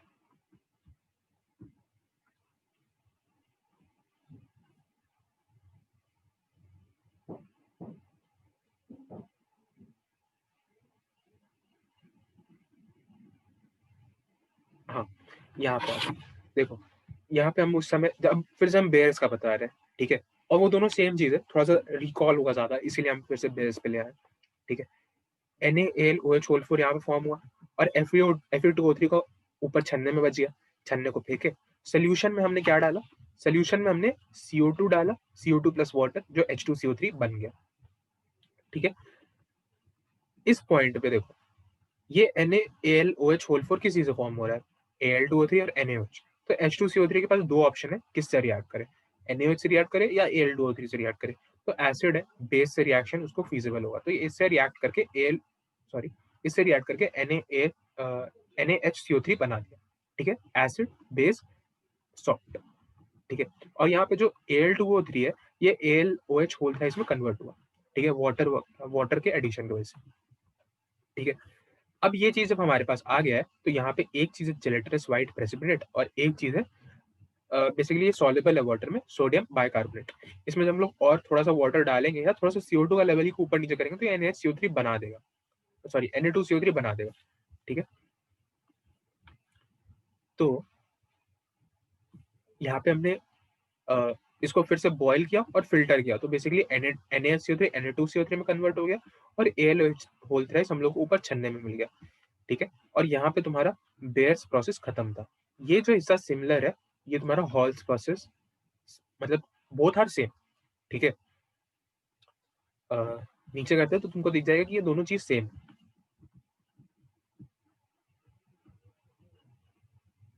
देख सेम चीज है, CO2 H2CO3 NaCO3 AlOH whole thrice Na2CO3 और AlOH होल थ्राइस, ठीक है। और यहाँ पे उसका कैल्सिनेशन। हम थोड़ा शायद थोड़ा बहुत ज्यादा जल्दी बोल दिए, लेकिन शायद मतलब जल्दी बोलने से ऐसे होता है कि ऐसा हमको लगता है कि अगर कोई आदमी बहुत जल्दी बोल रहा है तो उसका कहा हुआ बात जल्दी याद हो जाता है। ऐसा होता है क्या तुम लोगों के साथ भी? मतलब सब कुछ स्वतंत्रता बोल सकता है, अलग लोगों के साथ अलग अलग होता है। जैसे अगर हमको कोई बहुत जल्दी कोई बात बोल देगा तो हमको बहुत जल्दी से उसको वो चीज़ याद हो जाता है और हम उस पे मतलब उसके डिटेल्स को ज़्यादा मतलब गौर से सुन लेते हैं। और अगर कोई धीरे-धीरे बोलेगा तो हम मतलब वो दूसरा लाइन बोल रहा है, हम पहले लाइन पे ही सोच रहे हैं कि अरे यार क्या बोल दिया, क्या बोल दिया? उस टाइप से मेरे साथ होने लगता है। तो यहाँ तक ठीक है? किसी को कोई दिक्कत है तो पूछ सकता है, किसी को कोई दिक्कत नहीं है तो भी बोल सकता है। किसी को कुछ भी कहना है तो कहो, 2-3 मिनट का समय ले लो, अभी लंबा क्लास है।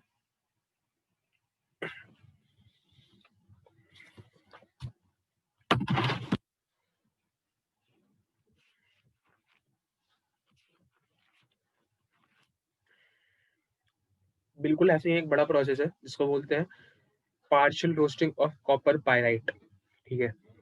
वो हम लोग नेक्स्ट क्लास में करेंगे क्योंकि वो बहुत बड़ा प्रोसेस है। इतना बड़ा प्रोसेस अब हम बोल नहीं पाएंगे।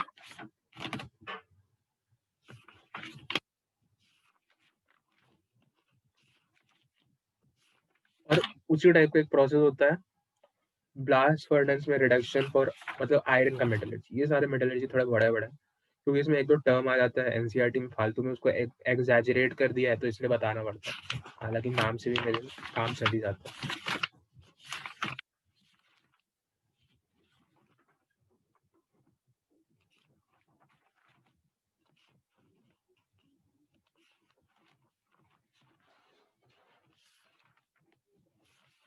अच्छा, एक काम कर लेना बस कि एटलीस्ट तुम लोग 2-3 चीज़ पढ़ते रहो, पढ़ लेना, बताएँगे लेकिन बाद में बताएँगे। एक चीज़ है क्या बोलते हैं उसको, फ्रॉथ फ्लोटेशन प्रोसेस पढ़ना, ठीक है? फ्रॉथ फ्लोटेशन प्रोसेस किसी के मॉड्यूल से मत पढ़ना क्योंकि वो एनसीईआरटी में अलग देता है और मॉड्यूल में अलग देता है। मतलब बेसिकली शायद से ऐसा है, जैसा हम सुन रहे हैं कि एनसीईआरटी में गलत दिया हुआ है, ठीक है? और मॉड्यूल वगैरह में सही दिया हुआ है, ठीक है? उसमें मतलब प्रोसेस पूरा गलत नहीं दिया हुआ है, बस 1-2 एक्टिवेटर भी नहीं, क्या बोलते हैं उसको? कुछ बोलते हैं, ठीक है? तो उसमें 1-2 केमिकल का नाम इधर का उधर कर दिया है, बस यही दिक्कत है, छोटा-सा दिक्कत है, ज़्यादा बड़ा दिक्कत नहीं है, इसलिए एनसीईआरटी से ही पढ़ना, ठीक है? हम बता देंगे उसको, लेकिन फिर भी एक बार पढ़ लेना और एक एलिंगम डायग्राम थोड़ा-सा रीड करना, ठीक है? वो क्योंकि रीड करना बेसिकली इसलिए बोलते हैं क्योंकि समझ में तो ऐसे आएगा नहीं, जैसा वो लिखा है, ठीक है? थोड़ा-सा थ्योरेटिकली पढ़ना अच्छा लगेगा और मज़ा आएगा, मतलब फिर जब सुनोगे तो थोड़ा-सा ग्रास्प करने का कोशिश करोगे, कुछ 1-2 नया क्वेश्चन पूछ लोगे, बस इसलिए बोल रहे हैं, पढ़ लेना एक बार, ठीक है?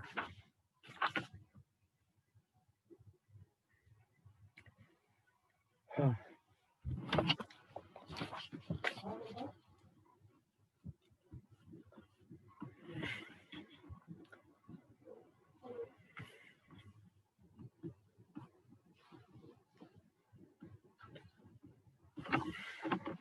तो स्टार्ट करते हैं कि 1-2 मिनट रुकना है।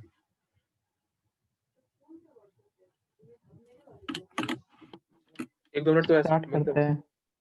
ठीक है 30 सेकंड रुक जाओ, हमको चार्जर लाना पड़ेगा। ठीक है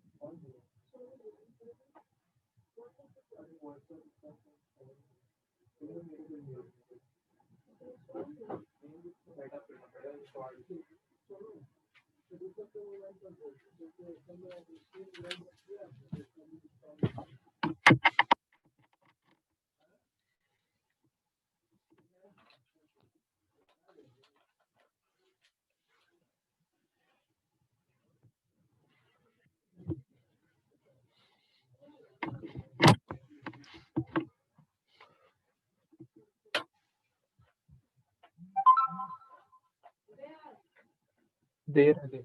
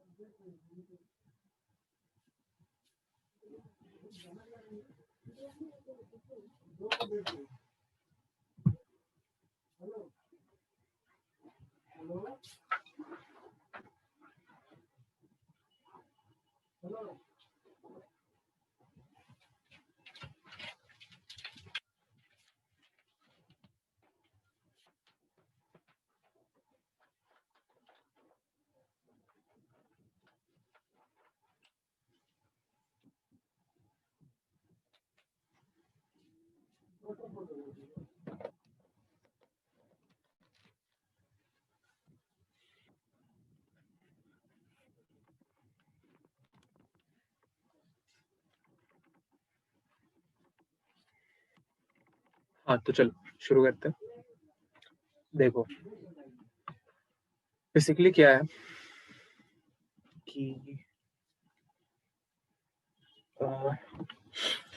अब हम लोग क्या पढ़ेंगे, तो हम लोग पढ़ेंगे 1-2 छोटे-छोटे टर्म्स, जैसे ग्रेविटी सेपरेशन क्या होता है, फ्रॉथ फ्लोटेशन क्या होता है, मैग्नेटिक सेपरेशन क्या होता है। फ्रॉथ फ्लोटेशन नहीं पढ़ेंगे, पहले सर मैं मैग्नेटिक पढ़ चुका हूँ। हाँ पढ़ चुके हो। तो सबको को बताओ कि विल्फ्रेज टेबल मेथड क्या होता है। नहीं पता। ठीक है, हम जानते हो तुम पढ़े हो और मतलब बेसिकली तुमको पता है कि मैग्नेटिक सेपरेशन क्या होता है, लेकिन इसमें अब थोड़ा सा 1-2 चीज एक्स्ट्रा आएगा। ठीक है, तो उन एक्स्ट्रा चीजों के लिए पढ़ते हैं। ठीक है, इसके बाद हम लोग पढ़ेंगे मॉन्ड्स प्रोसेस क्या होता है। मॉन्ड्स प्रोसेस के बाद हम लोग पढ़ेंगे कि वैन आर्किल क्या होता है, अगर टाइम बचा तो। ठीक है, तो just give me a moment.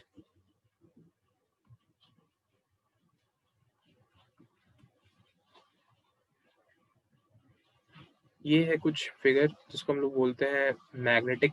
सबसे मैग्नेटिक कर लेते हैं। ठीक है, मैग्नेटिक थोड़ा बड़ा भी है और मजा भी आएगा। ठीक है, तो ये है बेसिकली मैग्नेटिक सेपरेशन मेथड होता है। ठीक है,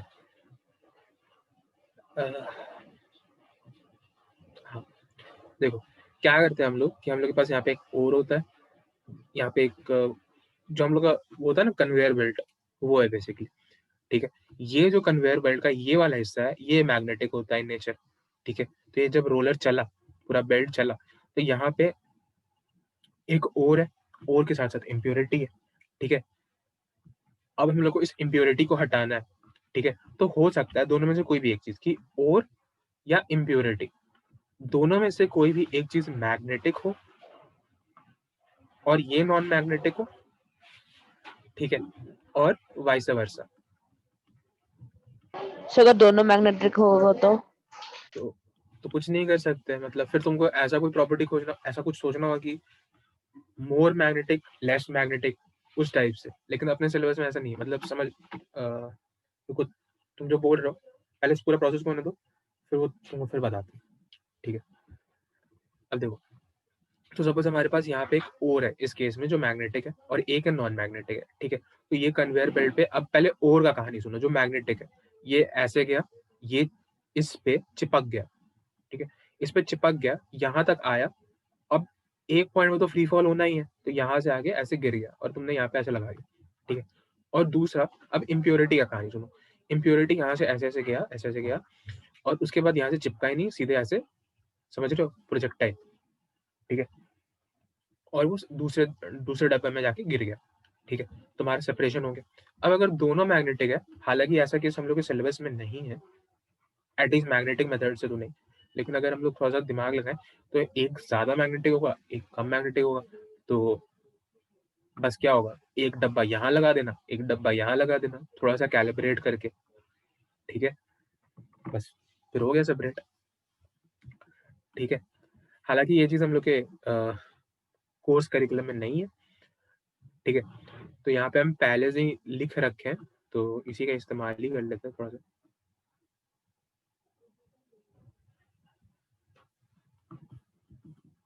चलो ऐसे देखें तो हम भी कंफ्यूज हो जाएंगे, लिखते ही,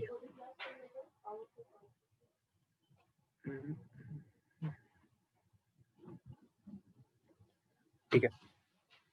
तो ये था बेसिकली हम लोग का जो पूरा मैग्नेटिक मेथड था, ये बेसिकली सम अप था, ठीक है। अब इसमें जो एग्जांपल्स होते हैं, ये एग्जांपल्स बहुत ज्यादा जरूरी है याद रखने के लिए।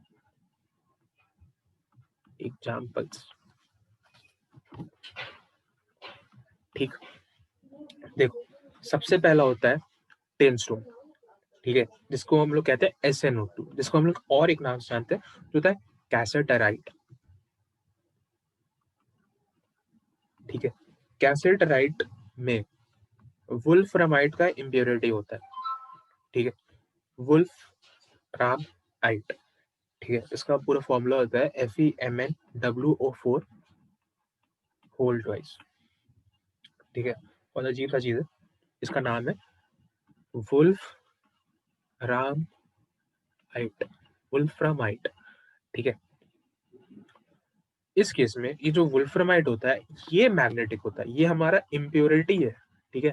ज्यादा मेटल समझ के मत देखने वाला कि यही इसी से कुछ निकालना है, ये हम लोग का इम्प्योरिटी है, ठीक है, और ये मैग्नेटिक इम्प्योरिटी है, ठीक है। ये हम लोग का कैसेटराइट ओर है, ठीक है, और ये नॉन मैग्नेटिक है, ठीक है। तो एक ये हो गया हमारा मैग्नेटिक इम्प्योरिटी, और ये हमारा हो गया नॉन मैग्नेटिक इम्प्योरिटी। कुछ छोटी छोटी बातें जो इसको और इंटरेस्टिंग बनाएगी कि यहाँ पे जो WO4 है, WO4 2 माइनस, ये होता है वुल्फ्रामेट, ठीक है। वुल्फ्रामेट इसको बोला जाता है, या टंगस्टनेट भी कहा जाता है, क्योंकि W तो टंगस्टन होता है, टंगस्टनेट ये पूरा अनायन का नाम है, ठीक है। अब यहाँ पे जो Fe है, Fe यहाँ पे 2+ में, Mn जो है यहाँ पे 2+ में, तो यहाँ पे टोटल हुआ है +4, और यहाँ अनायन से इसके बैलेंस आउट हुआ -6 तो मतलब ये है हम लोग यहाँ पे केमिकल स्ट्रक्चर। क्योंकि अब यहाँ पे एक इम्पोर्टेंट चीज जे एडवांस में शायद से कभी पूछा था, वुल्फ्रामाइट पे बहुत सारी चीज पूछ रखा है, ठीक है, जैसे total number of unpaired electrons कितने हैं, फिर और भी बहुत सारी चीज और भी पूछ सकता है, जैसे Fe2+ जो है, ठीक है, इसका spin quantum number, spin quantum नहीं, टोटल स्पिन कितना है, या Mn2+ में यहाँ पे, Mn में यहाँ पे कितना टोटल स्पिन है। तो अगर तुमको चार्ज नहीं पता हो, तुम्हारा खेल खत्म, ठीक है। तो इसीलिए बता दिए, इसका स्ट्रक्चर पूछ सकता है, तो WO4 कुछ ऐसा हो गया,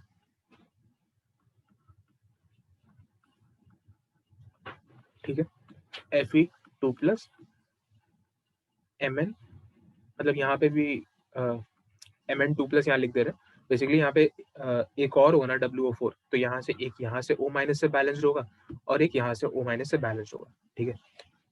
जो प्रिंसिपल स्ट्रक्चर है उसको ध्यान रखना।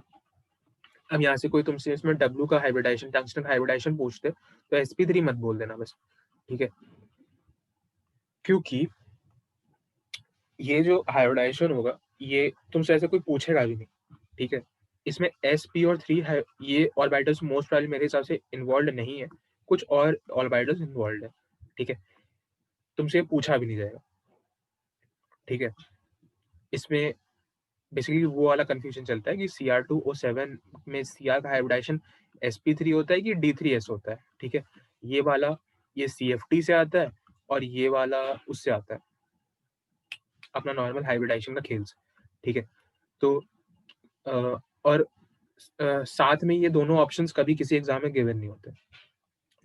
जनरली लोग sp3 मान लेता है, लेकिन sp3 होता नहीं है, d3s होता है, ठीक है। तो इसीलिए तुमसे कोई पूछेगा नहीं, बस हम तुमको थोड़ा सा हाईलाइट किए कि किसी को क्या नहीं पूछना चाहिए। कुछ कहना चाहते हो अद्वैत? अद्वैत Yes, sir. कुछ कहना चाहते हो? No, sir. ठीक।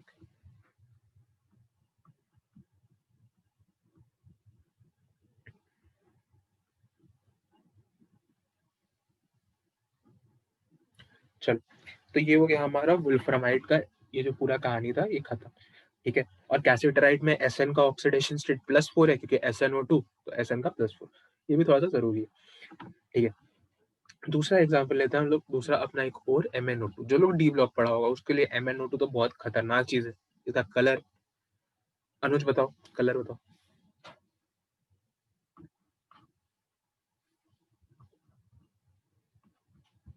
अनुज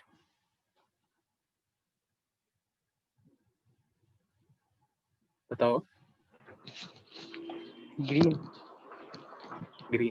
स्नेहा बताओ। आदित्य गौतम और आदित्य आनंद, तुम लोग भी बताओ, किसी को जिसको भी याद हो। Sir brown. हाँ, इसका कलर होता है ब्राउन।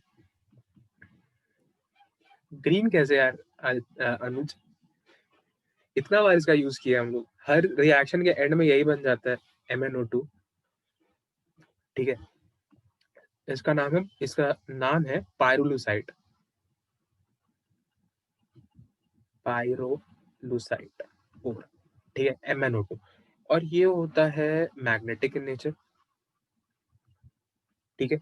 और इसमें जो इम्प्योरिटीज होता है ये नॉन मैग्नेटिक होता है।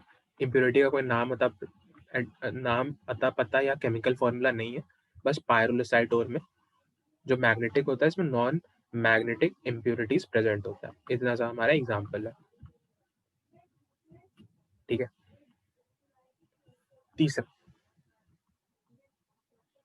तीसरा हमारे पास FeCr2O4, ठीक है।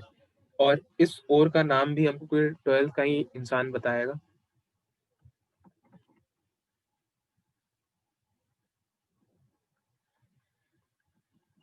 आदित्य आनंद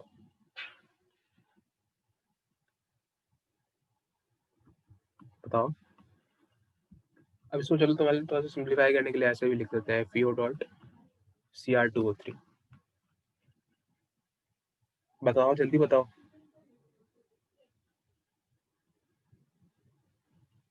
आदित्य गौतम, इसका नाम तो यार क्रोमाइडोर होता है,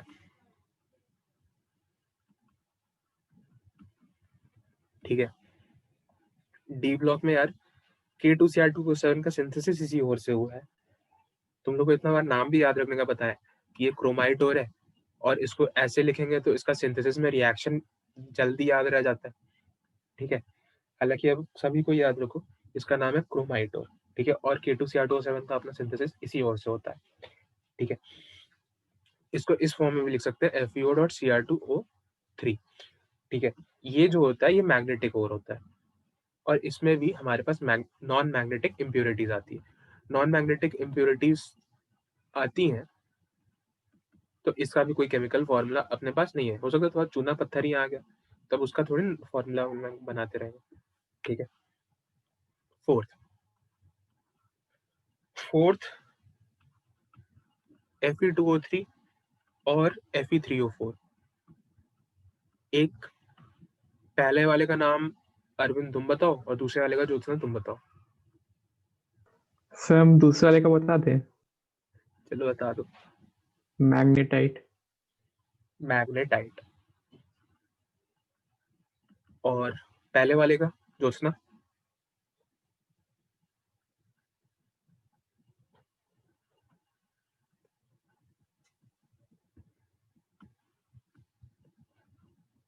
ज्योत्सना कहो, कुछ तो कहो। रस्ट क्या? रस्ट बोली। अच्छा, Fe2O3 मतलब .XH2O कर देते तो रस्ट हो जाता, लेकिन इस ओर का नाम क्या है? तो हीमाटाइट है क्या? हाँ, हीमाटाइट।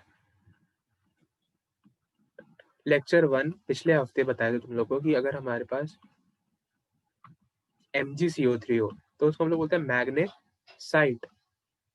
साइट से सॉफ्ट, क्योंकि ये सॉफ्ट मेटल से बन रहा है, और मैग्नेटाइट ये टाइट, ये Fe टाइट मेटल है तो इसलिए इससे बन रहा है। हेमाटाइट, और हेमाटाइट को याद रख लो। हेमाटाइट हम याद करवा सकते हैं, लेकिन उसके लिए हमको रिकॉर्डिंग बंद कराना पड़ेगा, ठीक है? याद रखने की कोशिश करो, नहीं होगा तो फिर कैमरा ऑफ करके याद, मतलब रिकॉर्डिंग ऑफ करके याद करवाएंगे, ठीक है?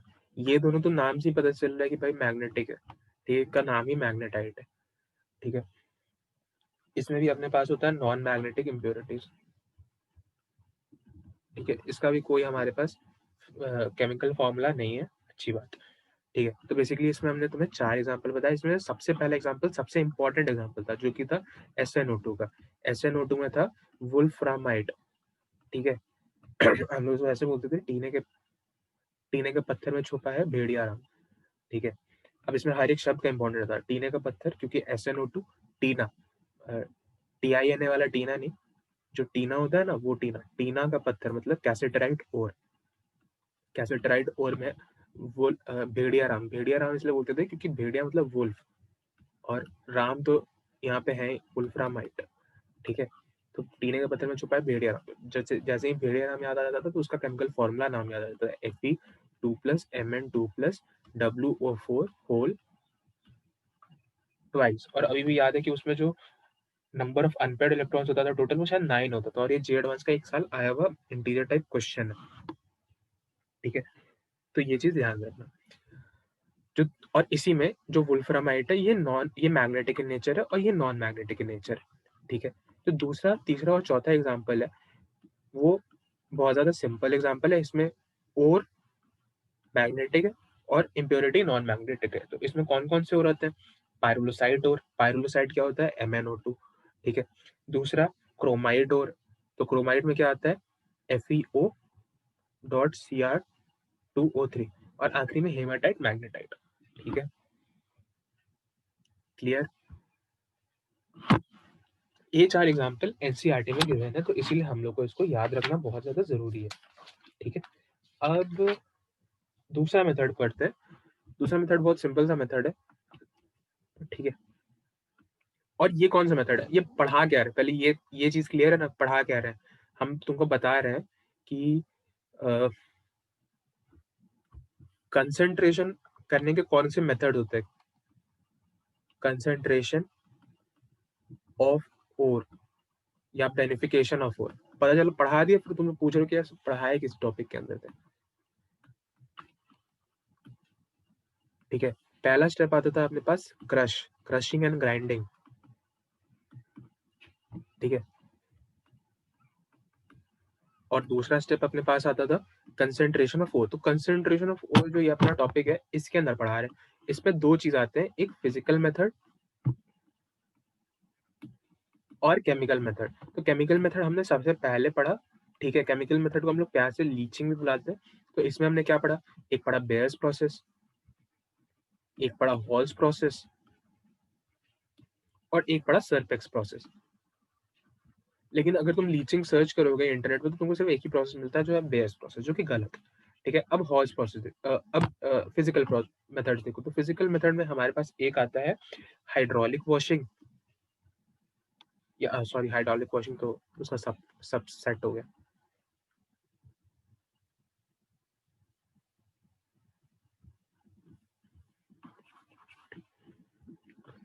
ग्रेविटी सेपरेशन, और ग्रेविटी सेपरेशन को हम लोग लेविगेशन भी कहते हैं, ठीक है?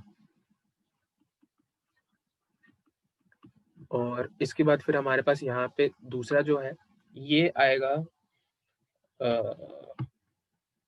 और क्या है, मैग्नेटिक सेपरेशन,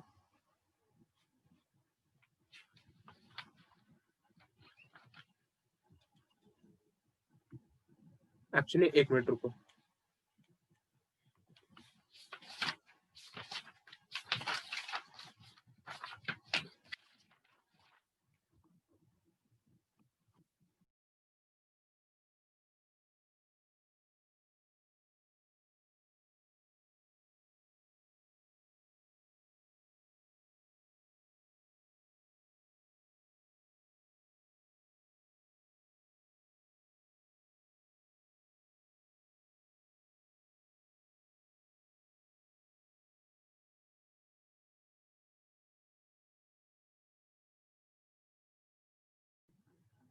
हाँ, दूसरा है हमारे पास मैग्नेटिक सेपरेशन, और तीसरा मेथड हमारे पास फ्रॉथ फ्लोटेशन। ठीक है, तो फ्रॉथ फ्लोटेशन तो हम तुम लोगों को बोला पढ़ना खुद से, मैग्नेटिक सेपरेशन बता दिए। अब यहाँ पे तीसरा मेथड है ग्रेविटी सेपरेशन। ठीक है, तो ग्रेविटी सेपरेशन में हमारे पास फिर 2-3 मेथड्स आ जाते हैं। एक है हाइड्रोलिक वॉशिंग,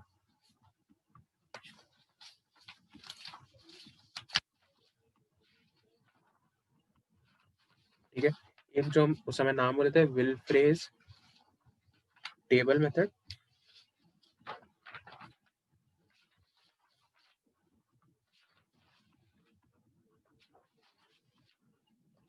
ठीक है, और बस इतना ही। ठीक है, अब हाइड्रोलिक वॉशिंग बहुत मतलब हाइड्रोलिक वॉशिंग का एक सेटअप होता है। ठीक है, तो हमको चेक करने दो हम यहाँ पे फोटो वोटो डाले हैं कि नहीं डाले। नहीं डाले होंगे तो तुमको इससे देखना पड़ेगा, एनसीईआरटी से।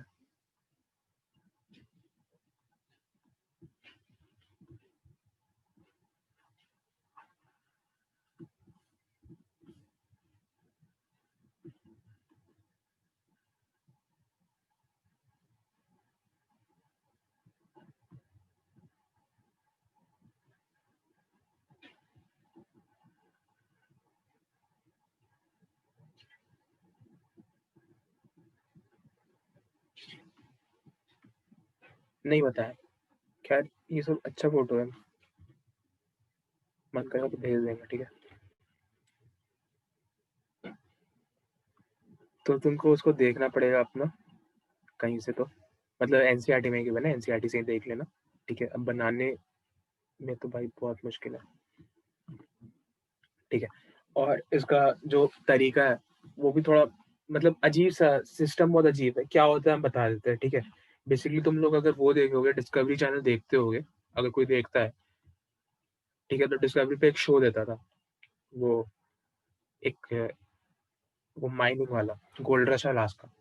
ठीक है, तो उसमें बेसिकली क्या होता था कि वो बंदे जाते थे सोना खोजने। तो उसमें पहला स्टेप क्या करते थे, उनके पास यहाँ पे एक बड़ा सा एक पता नहीं कैसा मशीन रहता था। ठीक है, उसमें ऐसे नीचे स्लाइड करने वाला होता था। ठीक है, यहाँ से ऐसे ऐसे पानी निकलते रहता था इधर से पूरे में। ठीक है, और बहुत हाई वेलोसिटी सा पानी निकलते रहता था। ठीक है, यहाँ से वो लोग अपना पूरा ओवर डाल देते थे। ठीक है, तो क्या होता था कि यहाँ से पूरा साफ हो जाता था। ठीक है, साफ होने के बाद फिर इसी के नीचे में एक ट्रे लगा रहता था जो कुछ साइज का होता था। ठीक है, जिसमें जैसे वो लोग अब ऐसे डिवाइस किए थे कि जो इम्प्योरिटी है वो बड़ा है इन कंपैरिजन टू गोल्ड, तो गोल्ड ऐसे नीचे चला जाएगा और इम्प्योरिटी ऐसे नीचे आ जाएगा। ठीक है, और पानी से वो साफ होते होते वो ऐसे चला जाएगा। ठीक है, वो ऐसा कुछ अपना सेटअप बनाते हैं। तो बेसिकली यही होता है, पानी की मदद से हम लोग साफ कर सकते हैं।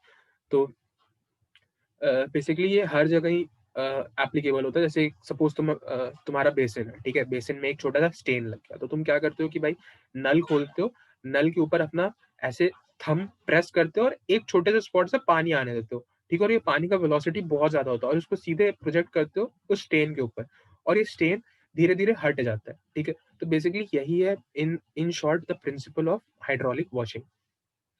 ठीक है, और कुछ नहीं। इसी को अलग अलग तरीके से किया जाता है, और जो एनसीईआरटी में डायग्राम दिया है, प्रिंसिपल यही है, करते थोड़ा अलग, मतलब प्रिंसिपल यही है, डायग्राम से डरना मत। ठीक है, जो भी है डायग्राम कम से कम रट लेना, बोर्ड में अगर आ गया तो आ गया। ठीक है, विल्फ्रेज टेबल मेथड, ये भी बहुत अजीब सा ही सिस्टम है, इसका भी ज्यादा कोई काम नहीं है, फिर भी बता देता है। एक हमारे पास एक टेबल है, ठीक है, ये इंक्लाइंड प्लेन है। ठीक है, थीटा। और यहाँ पे कुछ कुछ ऐसे बॉक्सेस लगे हुए हैं, ठीक है, ये बॉक्सेस लगे हुए हैं। अब यहाँ पे तुम क्या करते हो कि ओर को यहाँ गिरा देते हो, ठीक है, यहाँ पे ऐसे प्रोटेक्शन भी लगा हुआ है, यहाँ पे तुम ओर को ऐसे से गिरा देते हो, ठीक है, और उसके बाद किसी तरीके से ये जो टेबल है ये वाइब्रेटिंग टेबल होता है। अब कैसे वाइब्रेट करता है इसके बारे में हमको नहीं पता, ये वाइब्रेटिंग टेबल होता है, ठीक है। अब वाइब्रेट करने के बाद क्या होता है कि जैसे अब यहाँ पे ऐसे थोड़ा इमेजिन करो, ये ऐसे है, ये टेबल वाइब्रेट कर रहा है और यहाँ ओर है, ठीक है, तो ये ओर और इम्प्योरिटी ऐसे ऐसे ऊपर नीचे करेगा ना, तो उसी हिसाब से ये जो लेंथ है इसको कैलिब्रेट किया जाता है और पार्टिकल साइज और पार्टिकल वेट हिसाब से कैलिब्रेट किया जाता है कि ओर ऐसे और इम्प्योरिटी ऐसे उछले और यहाँ चले जाए, ठीक है, फिर इम्प्योरिटी यहाँ से उछले और ऐसे चले जाए, और इम्प्योरिटी फिर यहाँ से ऐसे उछले और यहाँ चले जाए, और फाइनली यहाँ पे इम्प्योरिटी कलेक्ट हो जाए, ठीक है। अब सारा इम्प्योरिटी ऐसे ऐसे आके यहाँ पे कलेक्ट हो गया, तो ये वाला जो खेमा है, मतलब ये वाला जो पार्ट है, ये वाला और ये वाला, यहाँ पे क्या बचा, यहाँ पे तुमको प्योर ओर मिल गया, तो बस प्योर कंसंट्रेट हो गया, ठीक है। ये मेथड है, ठीक है, उछलते उछलते उछलते उछलते इम्प्योरिटी निकल गया और ओर बच गया, ठीक है, इसको विल्फ्रेड स्टेबल मेथड कहा जाता है, ठीक है। तो ये है हमारा जो मेथड है, ये सारा क्लियर हो गया, ठीक है। इसके बाद इसके बाद हमारे पास आता है चेंज ऑफ ऑक्साइड इनटू फलाना ढिकाना, चेंज ऑफ मतलब कंसंट्रेट ओर इनटू ऑक्साइड, ठीक है। उसमें दो प्रोसेस आता है, कैल्सिनेशन और रोस्टिंग। कैल्सिनेशन और रोस्टिंग सिर्फ इतना नहीं है कि एब्सेंस ऑफ एयर और प्रेजेंस ऑफ एयर है, थोड़ा सा बड़ा प्रोसेस है, इससे थोड़ा देर इसको अगली क्लास में स्टार्ट करते हैं, ठीक है, क्योंकि 2-3 में तो इंपॉर्टेंट पॉइंट उसमें मिस हो जाएगा,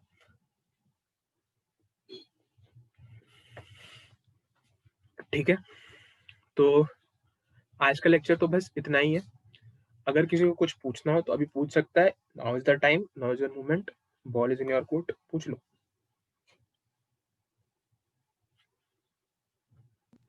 सर हेमाटाइट का याद करने का तरीका बताइएगा। अच्छा, हेमाटाइट वैसे रुको, हमको रिकॉर्डिंग ऑफ करना पड़ेगा।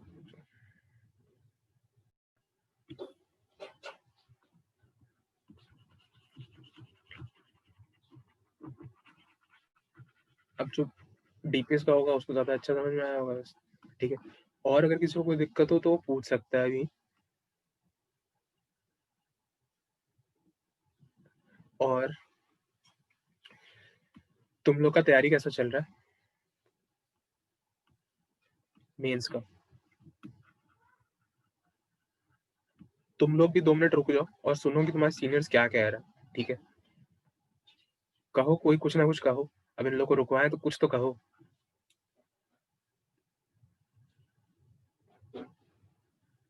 अनुज, तुम ही शुरू करो। चल रहा है बस भैया, वो बायोमोलिक्यूल्स पॉलीमर ये सब अभी भी नहीं हुआ है, तो आप अपना वाला वो नोट्स भेज दीजिएगा ना, आप बोले थे भेज देंगे। नोट्स हाँ भेज देंगे। अच्छा हाँ, एक चीज बायोमोलिक्यूल पॉलीमर से हमको याद आ गया, इसलिए बोलोगे तो बोला करो, बोलोगे तभी तो हमको कुछ याद आएगा, तो हम तुमको कुछ बताएंगे, ठीक है। एक चीज होता है हमारी दुनिया में जिसका नाम होता है अमीनो एसिड, ठीक है। अमीनो एसिड 2 प्रकार के होते हैं, एसेंशियल और नॉन एसेंशियल, ठीक है।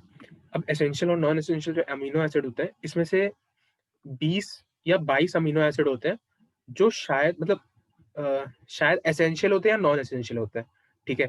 हमको एग्जैक्टली याद नहीं है कि 20 मतलब वो एक पर्टिकुलर नंबर था, 20 था या 22 था, जो एसेंशियल होता है जो, और एक नॉन एसेंशियल होता है, जिसमें ऐसा आता था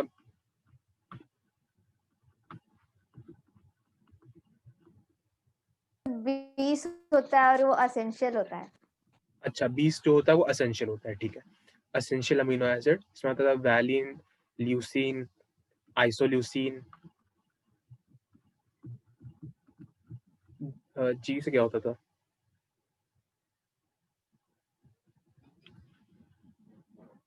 ग्वानिन। ग्वानिन,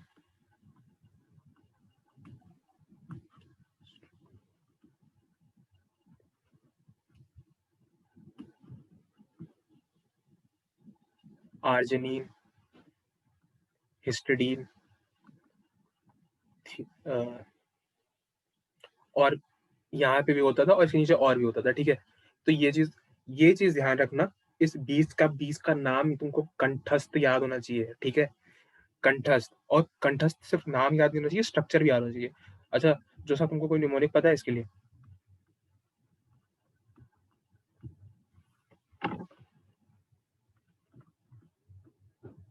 बोलो, सोचना।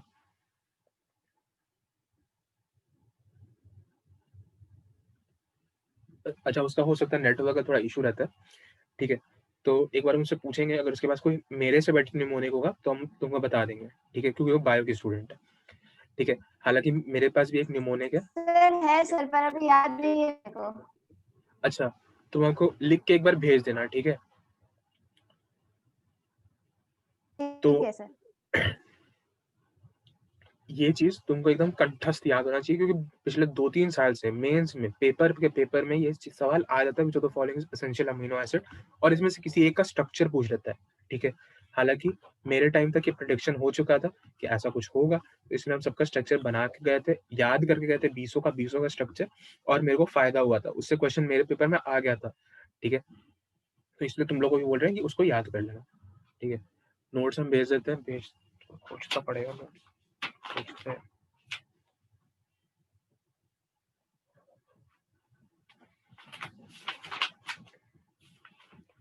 ठीक है, चलो हम भेजते हैं, नोट्स खोज के भेजते हैं तुम लोग। और हाँ, इतना है।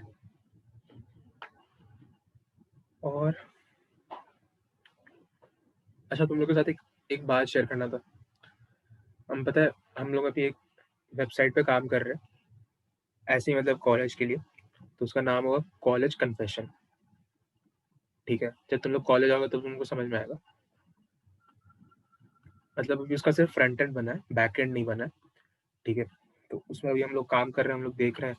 तो बेसिकली इस पे जो भी स्टूडेंट्स आएंगे वो अनोनिमसली राइट कर सकते हैं अपने कन्फेशंस, ठीक है। तो कल ही ये फिर से, मतलब एक बार पहले स्टार्ट हुआ था, उसका फ्रंट एंड बना था, बैक एंड बन नहीं पा रहा था, तो छोड़ दिए थे। फिर कल फिर से हम सब लोग सोचा कि चलो ठीक है, एक और बार ट्राई करते हैं, बैक एंड बन गया तो बन गया, तो उसका फिर अब हम लोग स्टार्ट कर रहे हैं, ठीक है। तो जब तक तुम लोग कॉलेज में आओगे तब तक तुम लोग को वेबसाइट तैयार मिल जाएगा, ठीक है। तो इस पे सबसे पहला कन्फेशन तो हम खुद का ही डाल देंगे, तो ये है। तो अब अगर किसी को और कुछ बोलना है तो बोल सकता है। भैया ऑक्सोनी क्या होता है? क्या? OXONE।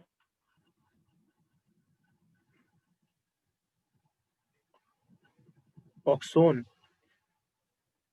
पता नहीं, हम ऐसे ये तो कुछ सुने था हुए हैं। एस ब्लॉक में, और ऑप्शन में ozone, sodium oxide, sodium peroxide और सोडामाइड था। ऑक्सोन क्या होता है? OXON? और इसका आंसर में सोडियम पेरोक्साइड था। पता नहीं यार, हम ऑक्सोन तो नाम ही पहली बार सुन रहे हैं। चलो हम खोजते हैं इसके बारे में, ठीक है। ऑक्सोन्स, चलो ठीक है, हम देखते हैं इसके बारे में। ये क्या मॉड्यूल का क्वेश्चन है? हाँ, एक मॉड्यूल में था। चलो ठीक है, हम देख के बताते हैं तुमको। चलो तो अब हम लोग कल मिलेंगे। एक और प्रोसेस था भैया। हाँ बोलो। कॉन्स्टिपेशन टाइप ऐसा कुछ नाम था। क्या स्पेलिंग बोलो? CAUSPICISATION।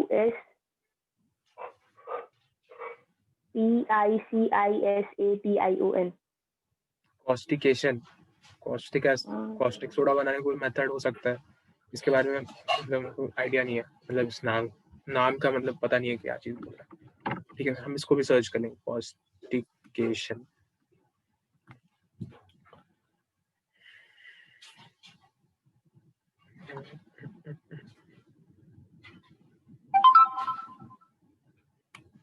कल तक बता देंगे, ठीक है। चलो तो और कुछ है अगर क्वेश्चन तो बताओ।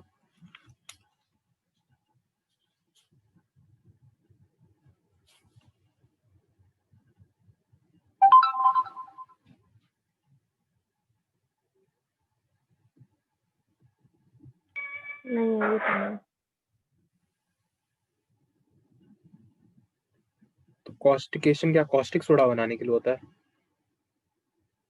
हाँ ऑप्शन में था कॉस्टिक सोडा, हम मार दिए थे ऐसे ही तो सही हो गया। अच्छा, नाम से ही लग रहा है कि कॉस्टिक सोडा शायद बना दे। नहीं इसके साथ एक और भी ऑप्शन था, कॉस्टिक सोडा, कॉस्टिक पोटैश। हाँ, कॉस्टिक पोटैश एक्चुअली हम लोग के सिलेबस मतलब एनसीईआरटी में नहीं दिया है, कॉस्टिक सोडा ही है। चलो ठीक है, बताते हैं, ठीक है, कल बताते हैं। हाँ। चलो ठीक है, अगर किसी को और कुछ नहीं पूछना है तो हम मीटिंग को एंड कर रहे हैं, ठीक है? चलो थैंक सबको यू को bye. Sir. Thank you, bye Sir, thank you, sir. Bye.